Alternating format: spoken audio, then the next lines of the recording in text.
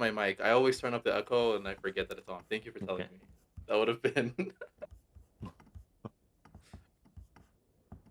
bro. Cutting the I joined a meeting with Phil and uh another person, and I had like the echo turned up, so Why? it sounded like I was in a container room, like I was in an empty container, and It was literally shipping while Vlad being was yeah, shipped. yeah, super container. And Vlad was like bothered, but like I think this was like early, so he wasn't really close. He was like, I said, are you okay? Yeah, I was also super confused when you first had this echo thing, Yeah, because it's insane levels of echo. yeah. And it's dude, it's so low as well. Like I could turn it. That's like I don't know, maybe 20% max level. Yeah, I think this week is your turn, SMR. Last time it was me. What? You Oh, to start. start. Yeah. Yeah. Are we live? Mm-hmm. Right. Wait, we're Um. live and I'm eating my apple. That's kind of stupid. It's Oh, I fine. can I I'm can setting stop up it my if you coffee. want. No, it's fine. I just mute Yeah. myself while I Stop eat. this so you can so we can just wait awkwardly while he eats the apple. Yeah. Um. We can turn off our But cams so everybody watches him eat. yeah. So he doesn't feel bad. No, we can. We'll not. And We're not I like. turn on my Yeah, microphone again and it's literally just eating an apple for. Yeah. ASMR with your mic. All right. So this week, I'm doing some work with workflows, with workflow work. But another thing I got nerd sniped into was like, there's actually a question for you guys. So like, you probably know that an image is like a bunch of pixels, right?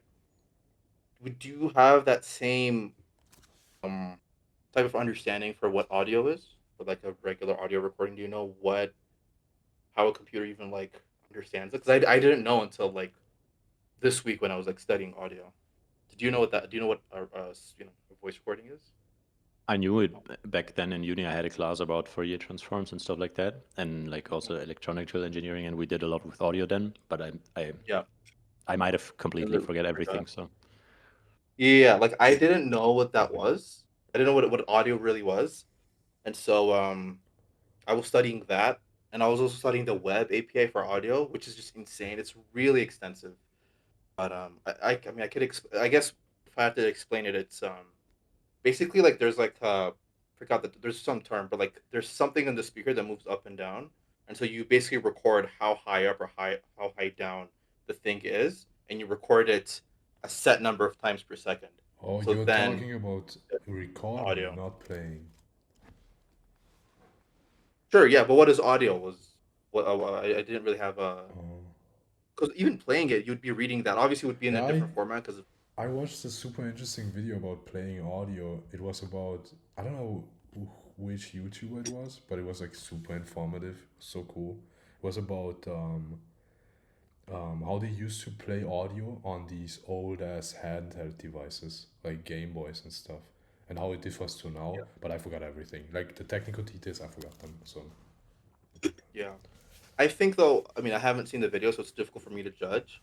But like, um, it might like I just wanted to see what it was raw. You know, because like if you look at images, for example, we could say that an image is a bunch of pixels, but really the way it's compressed, like there's like different ways to compress an image and this, that, and the other, and like lossy and lossless, etc. I didn't want to get into that. I just wanted to understand what it was so that I could build my own thing that's actually like reliable and we can do a lot of things with it for the app, for the feature that we're working on or reworking, I guess. oh, But I that get was it. Okay. yeah, yeah. And so like that was what I was studying, and it's pretty exciting, I have to say. Something I have to, another thing is like I've never used audio software, but like, have you seen screenshots of like audio software where I there's like a bunch of nodes and each node does something? Yeah, go ahead. Yeah, I have used audio yeah, software. similar to Affinity, right? And like the I nodes guess in so. I've never Affinity. used. Sorry, DaVinci Resolve. What the fuck? Not Mhm. Affinity. DaVinci Resolve also has those nodes for 3D modeling, and you also have them for like the audio processing. I think Yeah, yeah, I think most DAWs, right? Most of these audio workstations, they don't aren't actually node based, or at least the core thing isn't node based yet. But there's this really cool right. one. Did you see this, or are you referring to this one? there's like an open source digital audio workstation where everything is node based. It's basically like Blender node, shader graph node editor, but it's all like it's the central thing. Like there's not even so, and you Yeah, can yeah, see yeah. it, right? You can It's not play a the feature, song it's like and the you main can see it flow, right? It's like really cool. Yeah, oh. I don't Yeah, I even wasn't know what referring it to any is. particular piece of software. The reason I referred to the whole node-based thing is, like, um, browsers, like the web API has a built-in standard called, like, audio context, which creates a graph, and then you can create types of nodes, da, da, da, and you can just run it, and there's not a library or anything. There's, like, built into web, and so you can use it to create graph. So like if you're recording voice, if you're recording your voice and you want to see the graph live, and this, and like you want to transform it somehow, and this, that, and the other, and you want to play with like the audio stream like raw from the mic. Mhm. um, and so I was looking at that too, and uh, I think I understand the main bits of it, which is super interesting. You know what's funny? Like But everyone that was who's exciting. into That was software, crazy that browser has that. Yeah, go ahead. like everyone who's into software loves it when he goes into like traditional software, because I think a lot of people are just so used to writing crud slop. Like I had the similar feeling when I just did this like little LiDAR proof of concept, and like just doing Yeah, something that's not just take this JSON and put this JSON there is like so yeah, refreshing and interesting. But isn't it? Don't you not like guys think that it's data model. also? Yeah, sorry. Go ahead. I was just gonna say it's not data piping. It's not like you're not like Mario, like the plumber, just taking data here and plugging it there. Don't you think it's also because there's no stakes? That's what I sometimes feel like like everything I do, like 90% of the work I do on the when I'm on my desk, right? It's always output focused where I need to finish something, then I'm gonna get paid, right? It's like finishing a ticket, whatever, keeping clients happy. And then once you give yourself time to actually go back into this hobby territory, it's way different. Whatever you do, really. Like it can be super low level, it can even be high level, like learning, I don't know, some new framework or something, right? For me, it's like that. Or are you referring to something? Or do you think it's like just two different things? I I think think it's that there's an aspect of that that you can definitely like the moment you get paid for something, it becomes less fun in some sort. But then again, I think it also kind of depends on the problem, because a lot of it with the usual like web slop pipelining is just you read one API, you look at the other API, and you just transform data, and that's kind of it. But you don't really have to think, let's say, or like it's less rewarding if you get it right. Yeah, It's but literally just like comparing two docs and then just making a little map or something. So that's less rewarding than thinking about something. Maybe then you don't get it done in the first session, you go to sleep, and then you try it again next day, and then you finally get it done. Then it's like wow, and a lot of dopamine, I think. And for the other stuff, it's just like meh, nice, it works now. yeah, but yeah, I I think think that's it a is. web problem, right? And that's also what because we are like I think web dev is so it feels soft in a way, Yeah, and there's not much. I mean, there's on the front end, obviously, on the back end also. There's like a lot of decisions you can make, right? But there's no real space for like um, I don't know, coming up with something new. I feel like sometimes, and yeah, what I'm referring to is, for example, a few months ago, I worked on 3D models for a client, right? And it had like a strict. It was super interesting. Was fun, right? It wasn't. So what I'm saying is, I think I would have had way more fun if this was my, for example, my own company site where I made these 3D models for than if I had made if these 3D models were from a client, right? Coming from a client project, because it's just, I don't know what it is. Maybe it's like a me problem and you guys don't even have this, but it's always, to me, it's always more fun to do something as a hobby. And as soon as there's like stakes, there's feedback involved, and there's like other people who obviously have something to say about what you're doing, it's the fun decreases for me. Mhm. Would you Yeah. say the 3D model thing was that more fun than if you had built him like a landing page, or even though you were getting, or was it the same? Because either way, you had like a client. No, I don't think. I think it's just like I think it's obviously on different levels anyway, right? Like the landing page can only Yeah, get so fun because I'm building landing pages all the time. But then it gets a like it gets this default reduction if it's client work for me. And I think this might be a right. mindset problem also, right? Because there's no real reason to Yeah, not enjoy it. And even the feedback, right? It's not even like usually the feedback is super easy to integrate. It's positive. not Yeah. even hard, right? Okay. So it Yeah, might yeah. just be a mindset problem. But yeah, I think this is super I interesting, think like this audio stuff, for example, because you're also doing it because you want to solve something for this other client project, right? It's so it's yeah, motivated yeah. by The way, like, no, for me, I'm not demotivated by that plays. It's not. It doesn't help me, but it doesn't hurt me either way. You know what I mean? Like, I'm fine. It could be a client. There could not be a client. I think principally, something that I think about is if I'm going to be an engineer, I would like to know multiple. I want to be versatile and like know a lot of different things in depth. And so, um, like if I have the opportunity on a project to study about audio, I think that's like two birds with one stone almost. You know what I mean? By the way, Phil, I'm not sure if you know, but you are sharing your like the full screen and everything. what? You're sharing OBS. Like I can see. Yeah. I don't see. Oh, Well, that's in Discord though. And I don't know if like it's on Twitter, the amps before that. but I don't know if yeah. it's on You should Twitter. have told But me, anyhow, guys. Wait, let I me. just saw it now. Wait, what are you talking? What are you talking about? I'm sharing the correct screen, right? On stream. Okay, yeah, it's just maybe on stream. Yeah, that's Oh what I mean. yeah, Maybe it's just on on. your. I don't fucking care. You guys can read my stuff. I don't really care. Yeah, it's fine. But Like, yeah. So because I sort of take it as a responsibility to like learn different things, at least in tech. Um, it's like two birds with one stone almost, because like I can deliver this task really well because I can understand the fundamentals. Um, and plus, like you learn like afterwards, you're like you know what audio is. Like this is how I felt about workflows. It's like designing that system, making sure it works in different in different like scenarios, having something that's robust but like simple, that's not like complex and over engineered. Like yeah, maybe it's even because if you you don't get learn paid, something new, right? For me, yeah, it's I absolutely. think That's like if there's yeah, nothing new to be learned, which for the 3D model, actually that's super interesting because now that I think about it, because I'm doing 3D models right now, right, and I'm having a lot of fun. Like it's actually just it's more fun to me than I don't know watching something or playing a game, that's sick. right? Yeah, Um, yeah, but now that I'm thinking about it, because you mentioned that it's like about the learning step, for the client yeah, project, right? They came to me as they always do. They were like, "Hey, we need 3D models that are like XYZ, right? Like something I've built right, already."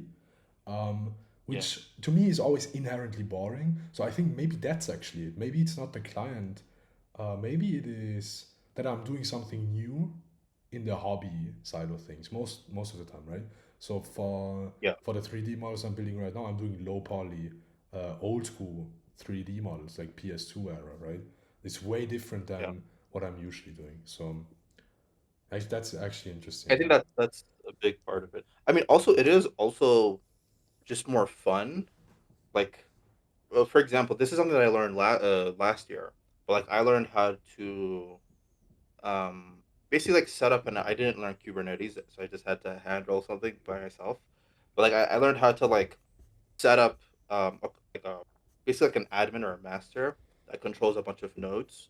Um, and these would, and in my case, there were email servers, but like you would control different computers and you would do health checks on them, and you would check deliverability on each one of them, and this, that, and the other.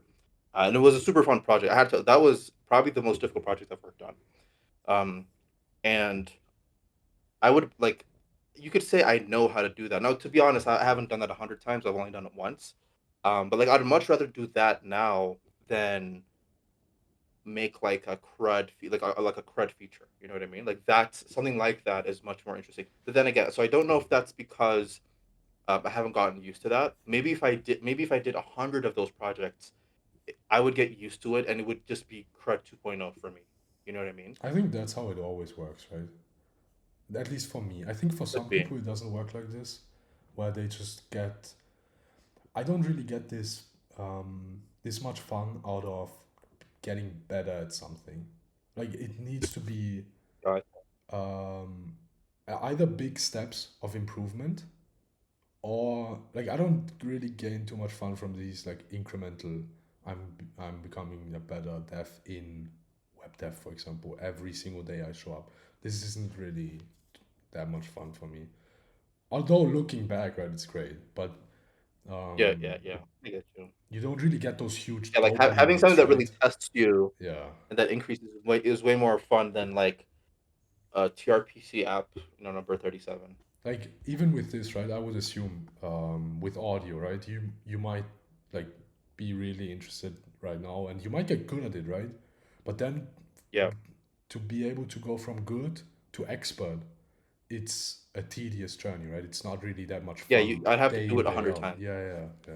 Yeah, So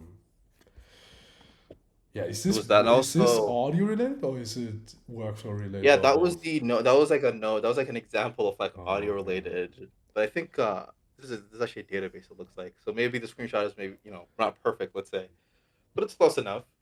No, I don't think it's And something like you mentioned, right? It seems like it.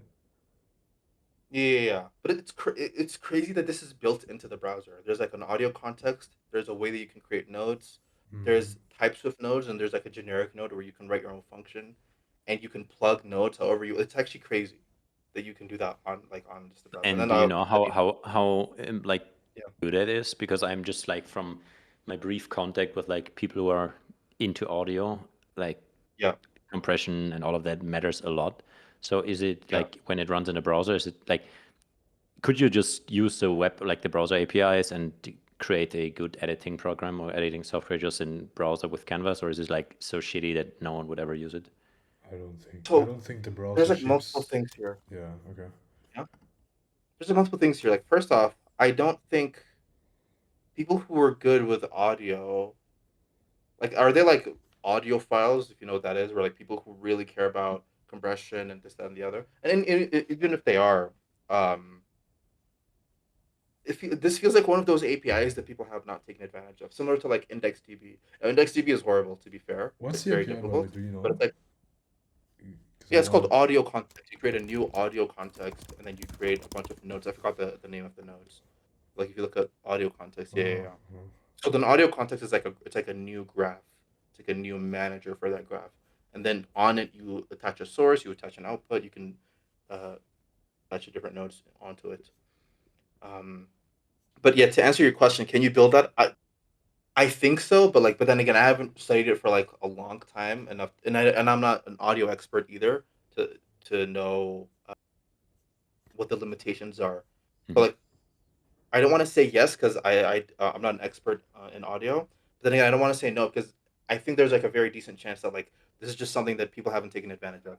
Like Mhm. people haven't really But wouldn't sort it of be dug like, into. why would I just like from like kind of backwards Yeah. thinking, why would like the browser team um, put or a browser team put a lot of effort into making this more than you need for media consumption? Let's say it that way. Yeah, Mm, I think it's I a don't. codec problem. No, I do think like I don't think the browser comes with all the codecs you need. I think that's the huge thing. At least I have like a few friends who You are. should be able to WASM that, right? That's funny because I also just put WASM Oh on yeah, my like it's also on my slides. But you should be able forgot was to basically hotfix or patch the Oh yeah, parts that's for with sure. But WASM out of easily. the box, I mean, you can do Oh yeah. almost everything like that, right? In the technically you browser. could do anything, right? Because Yeah. it gives you the raw TCM. I think this is the term. Like it basically gives you the equivalent of like raw pixels for audio. It gives you that as a stream, so you can do whatever you want with it. Yeah. I mean, honestly, I'm also talking way out of my ass. I don't know shit about this. I'm seeing this for the first time. Yes. So yeah, this is but the super interesting. So I'm glad I'm studying this, and then um and then there's obviously workflow stuff that I've been working on, and then there's also I think I've gotten to the point in OCaml where like I can like build stuff now. And I still want to read the book and like be. whatever, like a proper expert, I guess, in a sense. Not an expert, like a fully. I want to understand everything that there is to understand, at least for like your average software engineer. But I think I can build stuff out with OCaml, which is kind of fun. Do you know Strudel? I think Oh, it's so dope. as a Constant, you know it. I know that Yeah, we yeah. talked about it. Yeah. What's this? Strudel I think it's Strudel Jazz. Jazz? Yeah. Is it actually spelled like that? No. Oh, it is. Did they change it? Bro, I could swear it was L, no E. Let me look it up. You've never seen this? No, it's like, a music. it's No, like- I'm not big into music. yeah, it's So, like, music as code. It's pretty nice. I mean, obviously, I'm oh, not a music guy. there's like but- that girl. Yeah, There's yeah, that, yeah, like, the single girl. girl. Yeah, Yeah. yeah. I think this Yeah, is yeah, when it blew up, but I mean, this is cringe. Yeah, Cringe okay, you thing were to an say. OG. Yeah, Phil yeah. was an OG. Yeah. Now I saw it like 2 years ago or something. And I actually shipped an audio, like a song or track, to one of my game jam Yeah. projects. I used Strudel to Nice. come up with it. Have you tried to vibe code Strudel? Yeah, That would be it's interesting. ass. Yeah, that's what I'm It's thinking. ass. Like, is there like a pattern? No, it's super ass. Like it is actually a mode. Like it doesn't work, sadly. But I think actually the docs are super interesting. Like because I don't know shit about music, right? Right. But they have like decent because they have all of the bass, like I don't know, seesaw patterns or something, right? Like all of the bass audio things. I think they even have like you can. I saw a dude like in a 30-second reel, like do a really basic song with something you could call primitives, where you just have a bass primitive of like I'm not sure it's called in Strudel, but I think something approximating primitives. I really wanna, you know what I wanna build at some point for like a game jam?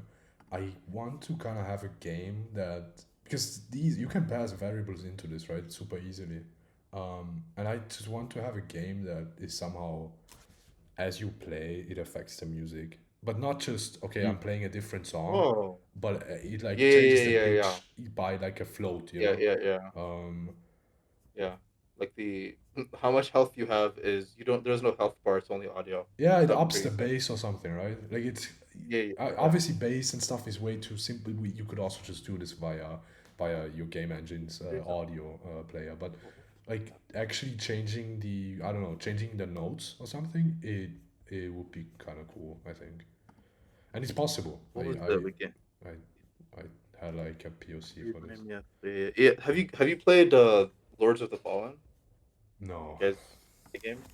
I But know it then by but name, but yeah, but there's like this mode where you can almost go to like a different timeline at any point. And you can only stay there for like a limited time. it's a Souls Um, but like it's a Souls like yeah. Okay. And like as your time sort of as the timer goes by, there's no real timer that you can see, but like you start hearing noises in your ear, and they start getting louder and louder, and then people start hunting you, and it's completely based off of, and you just feel it like while you're playing it, there's like this sense of like I'm running out of time. I need to get back to like the original, um, I guess what would you call it, mode of game. I'm But using it's pretty interesting. Like it reminds me of that. Like if you had that for because like Call of Duty 4 was the innovator in that. When in the Call of Duty series, Call of Duty 4 was the Yeah. first Call of Duty game that didn't have a health bar. Before that, they all had a health bar, and you would get the plus thingy, the Red Cross, and you'd get more health. And that was the first one where it was just like, how bloody is your screen? That's how Real single player connoisseurs know. So true. I never played that shit. Never played that shit. Bro, that's The best unfortunate. RPG Look, there is. I played Black Ops 1 and 2 single player campaigns. I think that's like Black the Ops 1 was only- pretty I good. like and obviously Modern Warfare 2, but I didn't play anything else. I don't think. Yeah, Modern Warfare 1 was the first. It didn't have a health bar, and they didn't. There wasn't even like a tutorial. You just kind of got it. You just played it. and You just understood what's happening. But anyhow, Yeah, I think we're Yeah, getting that could be pretty cool. sidetracked, maybe a little. A tiny bit. Yeah, Let's not maybe talk with the about the maybe with the shooter- examples, but the the idea of player the again. game. I think yeah. Anyhow, but the point is, No, I think a the- game that takes a game that takes advantage of like all of the uh, of audio and like even the PS5 controller. I mean, I have it. I've heard it's good, but it's fine when I use it. But I think there's like a room for improvement in video games. But Yeah, that's like a but you whole get what's different about this though, right? Because I can literally hundred assemble the percent. entire thing out of variables that tie back to whatever you're doing in game, which Yeah. I mean, it can be done, obviously, right? You can add like 500 different, but then you need to worry about like fading in and out and stuff like that, right? With Mhm. this, Yeah. you No, it don't has really to be need a to. single. Yeah. You can I just do think I it like on the your idea fly. more. Yeah, so I think I'm gonna do that at some point. And in general, I kind of want to maybe someday when I've made it, I kind of want to get into audio because I want to know if it's just hard as fuck to get into it or if it's like an innate thing you have to have. Because that's how it feels like to me. Like obviously there's What like do you mean when you say audio though? like music theory, right? I'm not saying audio is actually the wrong I word. I'm talking about music. Um, Yep. Yeah. Yeah. there's music theory, right? And there's like learn, but like I can read notes and stuff. It's not hard. Because I played it. I I do think like think for at music least is for one of music, like those here who have this like absolute hearing.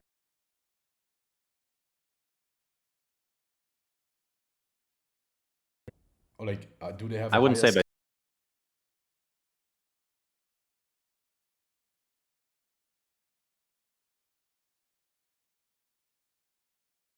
they will obviously be better at sprinting or like repeat music from other people. I think this skill is such a huge lever because you can just play and the fucking piano keys correctly? Then Copy other people's websites, right?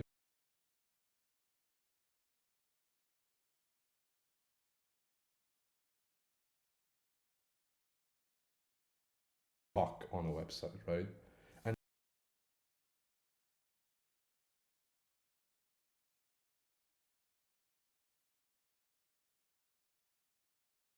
about yeah. it's like something breaks, you can just print it out. It's really nice. And You yeah, have you ever 3D printed like a phone case? nope, nope. I've I printed think that would parts be for something I would tools and try. stuff for a phone case. I think you would need to print it with a softer, like there you can even print like this flex, right? silicone-ish, yeah, this flex Because it stuff. would break when you try to put it on the phone. Like With a I've standard never tried it. PLA, it would be ass, yeah. Yeah, But with a standard PLA, with you can use flex. I don't know if this is still the go-to. Maybe there's like a different polymer now, but there I is think like a there's flexible something. thing, flexible Yeah, filament. exactly. Um, Yeah, but it's like and you these can other print a ton, and you can filaments. even make it quite easy. It's kind of ass, right? Do you have an enclosing? Because I don't. And these you kind Oh of yeah, need to. You do have one, okay? I have what this like. Wait, you can pull it up. Go to Bamboo Lab real quick. Yeah, and then the Is this one? X1 carbon. No, the X1 carbon. If you go onto their page, X1 carbon with the AMS on top, which is kind of nice. Yeah, you can do Um, multicolor, right?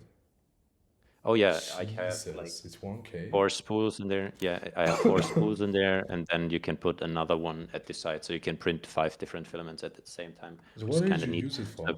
Is there any like did you do like a big project? Because for my 3D no, printer, the biggest thing I did was, and it's like it's kind of it's not cringe, but it's like super tiny stuff.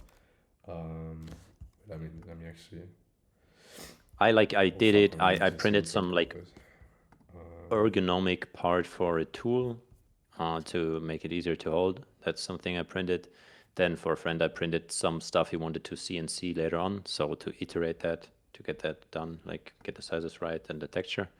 And then just small stuff like this. And like if something breaks, I literally just go there with a mesh shiba. I don't know what it is in English, like this little thing to, I let me don't know. check, to It's get a measurements weird word. basically, then Yeah. whip it out in a CAD software real quick and just print it. It's called a, There's oh yeah, obviously calipers. Yeah, with calipers. And then you can do quite a lot. this is I don't know what this is. who's that guy? This is from yeah. I saw this clip from Yassine's podcast a couple weeks ago. Like there's a speed run of 3D modeling. Like Yeah, it's like an e-sport. Have you seen that clip? yeah, I don't know if yeah. you've seen that clip or if you know about it before. But like yeah, I've seen that you on take like like this bottle or like this cup. YouTube a while ago. Yeah. Yeah, yeah, yeah. and like it's basically like it's like speed running 3D modeling like real world objects.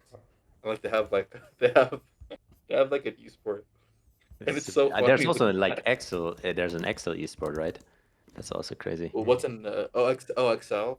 Yeah, Yeah, I don't there's a tournament where probably. you. I've never looked at it, but like now that you say it, probably true. Yeah, it's kind of wild. It's kind of fun. That's like one of my projects that I 3D printed. We had this bed, my girlfriend and I, in our first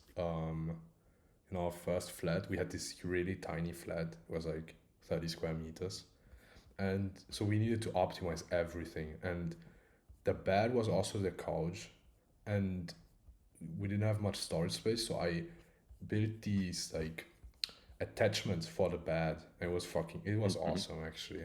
Like I had like a Yeah, cup yeah. holder. Oh, now that you're saying it, I also printed for my like I have a Ubiquiti Unify. I'm not sure how it's mixed up the name, like router and splitter for my home setup, and then I put like a server. Like they have a certain format which is not a usual server rack, which is kind of stupid, but that's how they come.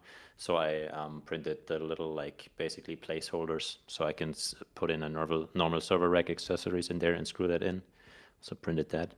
And yeah, I sent it like on Discord an account like Sat on X always does really like creative and fun Yeah, stuff Sand with is great. He sent me a 3D model. I never got around to printing it. He sent of the me this Pepe. like paper Same. thing. Yeah, The and frog, yeah, yes. I was too lazy to like swap out because I have like I have a confession to make. I have this fucking print. Like I have filament stuck in my fucking printer, and I've had it for like man for like 5 months now. I'm just too Oh lazy to no. fucking extrude. You know what a pain. I don't know if you know this problem even. Because this is like bamboo labs are great, right? Does it even happen to you? I never had a problem. What I Yeah. have to do is like the usual maintenance. I have to like add a little bit of oil, which I haven't. I have stalled that for 2 weeks. But they have a program where you just scan the QR code and then it walks you through it, and you can just reset the thing. I have this guy. An older version Ah, even. but Prusa is also great. Like the newer You know bearings are why great. I hated it? I had to assemble this fucking piece of shit Oh yeah, yeah, yeah. myself. Bro, I Yeah, crashed out. Like yeah. I was like, man, please send it pre-assembled. But I think now they ship it pre-assembled. I'm pretty sure. Yeah. I mean, At the least only the thing bigger that was ones. pre-assembled was the wait, I think this horizontal axis. I think this was Yeah. pre-assembled, but then everything else, Oh yeah. And bro. now that you're mentioning it, I also printed quite a lot for my like accessories for my printer. So like for the trash chute, little box, and then like a scraper to get it off from the heat pad, and like Yeah, quite that's a bit of cool. stuff. But it's still, I don't know. For me, I really like to just. I printed a lot when I got it, but now it's Yeah, like same. collecting dust. Same. Yep, Um, same. It's kind of hard, like to if you're not building something yourself, like if you're not into robotics or just have a like or drones or like have an air RC plane or something, there is only so much that breaks in your household that you can just print, and it's not cheaper to just order it again. So yeah, it's. it's kind of fun but limited utility, I think. I really enjoy It's great whenever to have Honestly, one. I the way you're create talking about it some reminds me of like random an iPad. 3D model that I can just print it out also. Like I have a Yep, bunch of just random shit, like random 3D models. For example, this, same. Yeah, I modeled this fucking column and I printed it out because it's like yeah, nice, right? It's like yep. super useless, but yeah. You want to say something, Asma? I was just gonna say, the way you're talking about it reminds me of like an iPad, like comparing like an Yeah, iPad to like a phone or a laptop. It yep. is like a nerd iPad, yeah, maybe. Maybe that's what it is. But then it has some utility, right? For example, I think it was like half a year ago, our fridge broke. Like there's this little clasp thing, like it's like to be able to close the freezer door. It broke, and I just printed Right. it, and it works again, right? I couldn't even have Yep. ordered this because it's an old ass fridge, so it's nice for that stuff. But Yeah. Yeah. it's like super utility. Like it's not really. I don't know. It's like it's rough. I don't think even the robotics guys. Do you think they use it like every week? I don't think so. Like they use it like because they built a robotics project, and then they use it for like a 1 to 2 It weeks depends if you period, build. right? yeah, it depends if you build a like open source one, or like if you build an open source robot and you just print it out, or if you actually construct You're your own robot, prototyping. because then you Yeah, have if to you're go to prototyping, I guess it's prototype a different. ton. Yeah, that's true. Okay, what's that? That's just like pre-release notes from RSI for RSI, like this little Rust We calling haven't even framework. It talked just about this, right? I don't think so. No, I checked out you can even the do it. what's the site? RSI.dev is the site, and that also ties into the WebAssembly part. So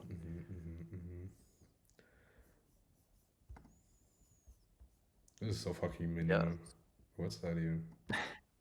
that's just, I don't know. I just found it in Oh, I thought Unicode. there was like It's some just a Unicode platform I tag. didn't know. This gives SMR Drizzle Gen. This warning. I edited this morning. No, yeah, this But the morning he's actually. It responsible, wasn't. okay? That's a responsible young man, okay? He's like me. Yeah, it's like dangerous playing with fire. Oh, But fucking yeah, So so true. Carlos contributed. That's awesome. Fucking yeah, celebrity contributor on here. and Chrissy literally fixed the typo in the README. He's your first Indian contributor. Yeah, but like I worked on that. I just released a really simple working version. So far, it's only what I need, so it's really minimal. I hate Wait, feature bloat. why is it in WebAssembly? I thought because It's not I in guess it would WebAssembly. be on the server. It's in Rust, but I want to add a WebAssembly crate for it because I kind of like it, and it's all that I Yeah. currently need for workflows. So I also want to use it in TypeScript. Yeah, That's mainly that it. makes sense. And I also want to play around more with WebAssembly because I think similar to the sound API you mentioned earlier, I think I wouldn't say WebAssembly is super unexplored, but I think it's unexplored on the more consumer side. I'm not sure how it's like. Great 100%. large companies are building a ton with it, but I think rarely smaller companies or even freelancers or developers are using it. I And think it's super good. the main with WebAssembly, I think the main proposition it has, in my opinion, is I mean, obviously you can do things that you can't like with FFM. FFmpeg is like the classic example, but other than that, I think it's so much faster. But I think a lot of developers would much rather just take something that's much slower, but is in JavaScript. A perfect example for this is Vercels. This is actually kind of funny because this with Vercel's AI SDK, which is I guess what you're building an alternative for, you could say. They also have something called Stream Down. I think that's the name of the package, but it's basically like a Markdown renderer for people to build chat experiences with. And on my other laptop, which again is not like a super slow laptop. I don't know the exact specs, but like it has like 32 gigs of RAM. It has a CPU that's like a couple years old, I think. It has an RTX 3070, so whatever CPU is like equivalent with that. So it's a pretty decent laptop, you could say. When I ask for a super long message on like T3 chat or Claude, and it's like rendering all of that, it literally freezes. One of my cores goes to 100%, and the generation slows down, not because of my internet or the Yep. LLM. My laptop just can't render all of that markdown. Yeah. And like the LLM response slows down as you render like a big one, and that's because of course every time a change happens, it renders everything again, and the Yeah. change happens, it renders everything again, and people are just fine with that. They don't really care because they test it on M4 maxes, um, and like that's like an example of like okay, if we just did that in Rust, if we just had like a Markdown renderer, which I tested out by the way, but I really need to get back to that project. But anyhow, if we had like a Markdown renderer in Rust, or it's this out of the other, it could make things so much faster. And so, but that's not the only thing that WebAssembly provides. But that's the main thing that I care about is like if you have something that you just want built and you never want to touch it again, that's like Mhm. the perfect opportunity for WebAssembly and especially Rust. But Yeah. also, I think there's like a bigger market than that because I think there is a ton of developers that don't like TypeScript or JavaScript and just Yeah. use it because they have to use it. Yeah. Yeah. True. And for me, it's just like I think building front ends is still the best in like there's this like Loco RS is one in Rust or and Deoxys or something, and there's like some project. Then obviously you can use HTMX, but then again, like building a proper site that is somewhat shippable at the end of the day, most of the times you're going to use a web framework like something like Right. React, right? So I think if you can just outsource that layer, basically just give it to someone like a freelancer, designer, or whatever, or just type code it, and you write everything in your backend, but then you can just also use it like or use your libraries in web is super super neat. And also like especially for AI or like agentic use cases, the like sandboxing you get for free with WebAssembly is also neat. So if I'm just thinking for like function calling or like doing weird stuff that could break something, I would always like to run it in WebAssembly because why not? It's just a sandbox environment. I'm not super knowledgeable there. I'm not sure how air gapped it really is, but at least Yeah. from the Yeah. surface, it looks quite air gapped. It's faster. You can use serious languages with it. You can cross Swiss compile. libraries. Yeah. Like with the So audio thing, right? Like if you wanted to take like audio and like do a bunch of transformations on it, you could comfortably do that in WebAssembly. yeah, Do insane. or Yeah. just like even like when you want to for this lighter project I did, I had to use a C++ library. And then you just Yeah. like I think the Rust FFI is quite good, so you could just use any C or C++ library, even Python libraries. Why not? Because like there's also Yeah. FFI for that, and you can just compile it to WebAssembly. And I think that unleashes, especially like even work cases like we talked about before. You want to do a browser first audio editor, whatever. Right. You can just like basically hot patch or hot fix everything you need from other languages. And like I think there's so much unexplored stuff because sure people are porting it to TypeScript and they're rewriting it and whatever, and TypeScript is getting faster and Bun is super nice as well, but like the But it's whole C nothing and C++ like ecosystem is just completely yeah. different. Yeah. Yeah. But don't you guys think Yeah, I that agree with that. WebAssembly is something fundamentally opposite to what's happening right now in dev? Like where basically everyone's like slop shipping the first version of a product, and then I think WebAssembly has a place in version 2 if it ever happens, right? I mean, again, I know you guys probably disagree and you're saying like, yeah, but you can ship something nice Yeah. from the get-go.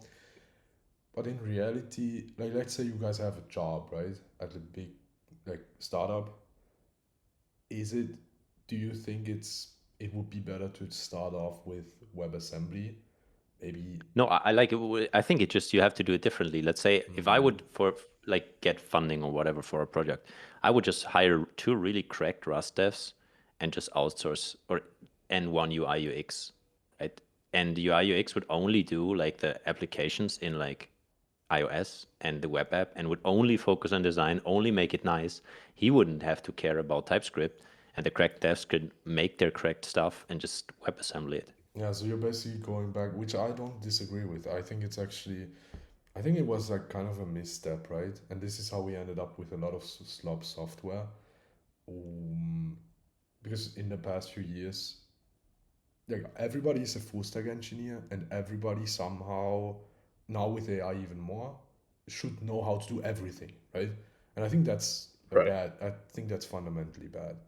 Um, like even to be honest, with a little more complex standard web stuff. Um, for example, yeah, for example, the audio processing you're working on, SMR. Would it not be more reasonable to have an audio engineer if possible? In my mind, it would, right?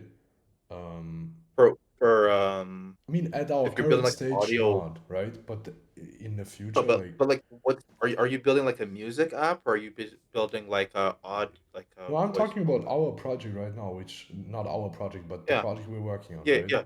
If Yeah. Our if this part. Yeah. scribe feature is a big thing of the product, I don't think a web dev should own this feature, in my mind.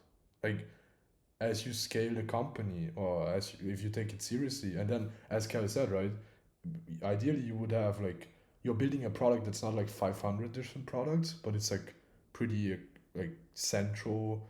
It's like maybe one or two things. You hire two crack guys, they do whatever, they can ship it with WebAssembly, and then you have your standard full stack guys, maybe they do the crud garbage, and then you have like a front end guy, right?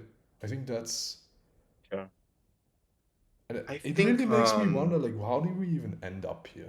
Like, how did we end Yeah, up in a that's what I world never got. where, Like, why would you have like, sure, it's generalist and it's kind of nice, but rather, and obviously from a business perspective, it's better to have three full stack devs than one back end, one front end, and yeah, one but is it really, UI. right? Because yeah, that's the point. Like, if someone's ill or someone leaves, you're kind of fucked from that point. But I think from a product perspective, you would be way better off than just have those people do their job, like especially like also what they love, because from like everyone's full stack, right? But I haven't met a single full stack dev yet that likes everything equally and is equally good at everything.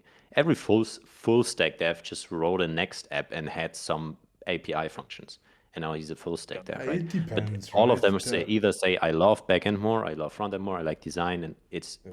I think it's rarely that someone's really good at You front can end, have back old end. people. I've met old people who are like, but then there's a whole set of other problems related to 40-year-old plus people, right? Or like 35-year-old plus people, where they are just, in my mind, a little bit behind when it comes to newer tech, which might be fine. But if they're working with a young team, it's mostly trash. It's garbage. But Yes, old I've people, if experienced. they've worked, like, I don't know, someone who has worked and owned features on the front end and the back end, right?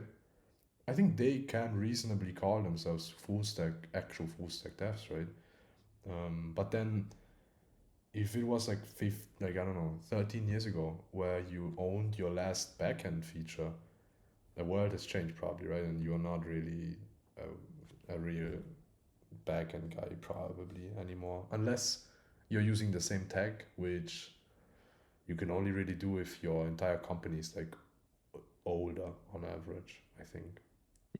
Um, And then also, I think for like, I sure it's quite simple, but like, I think, and you also have like types and everything in TypeScript, obviously, but I think languages like Rust, especially in LLMH, we talked about it before, but they kind of take off like your mental overhead. It's like if you just look at this API, I think it's just super simple and you don't have to think a lot about it.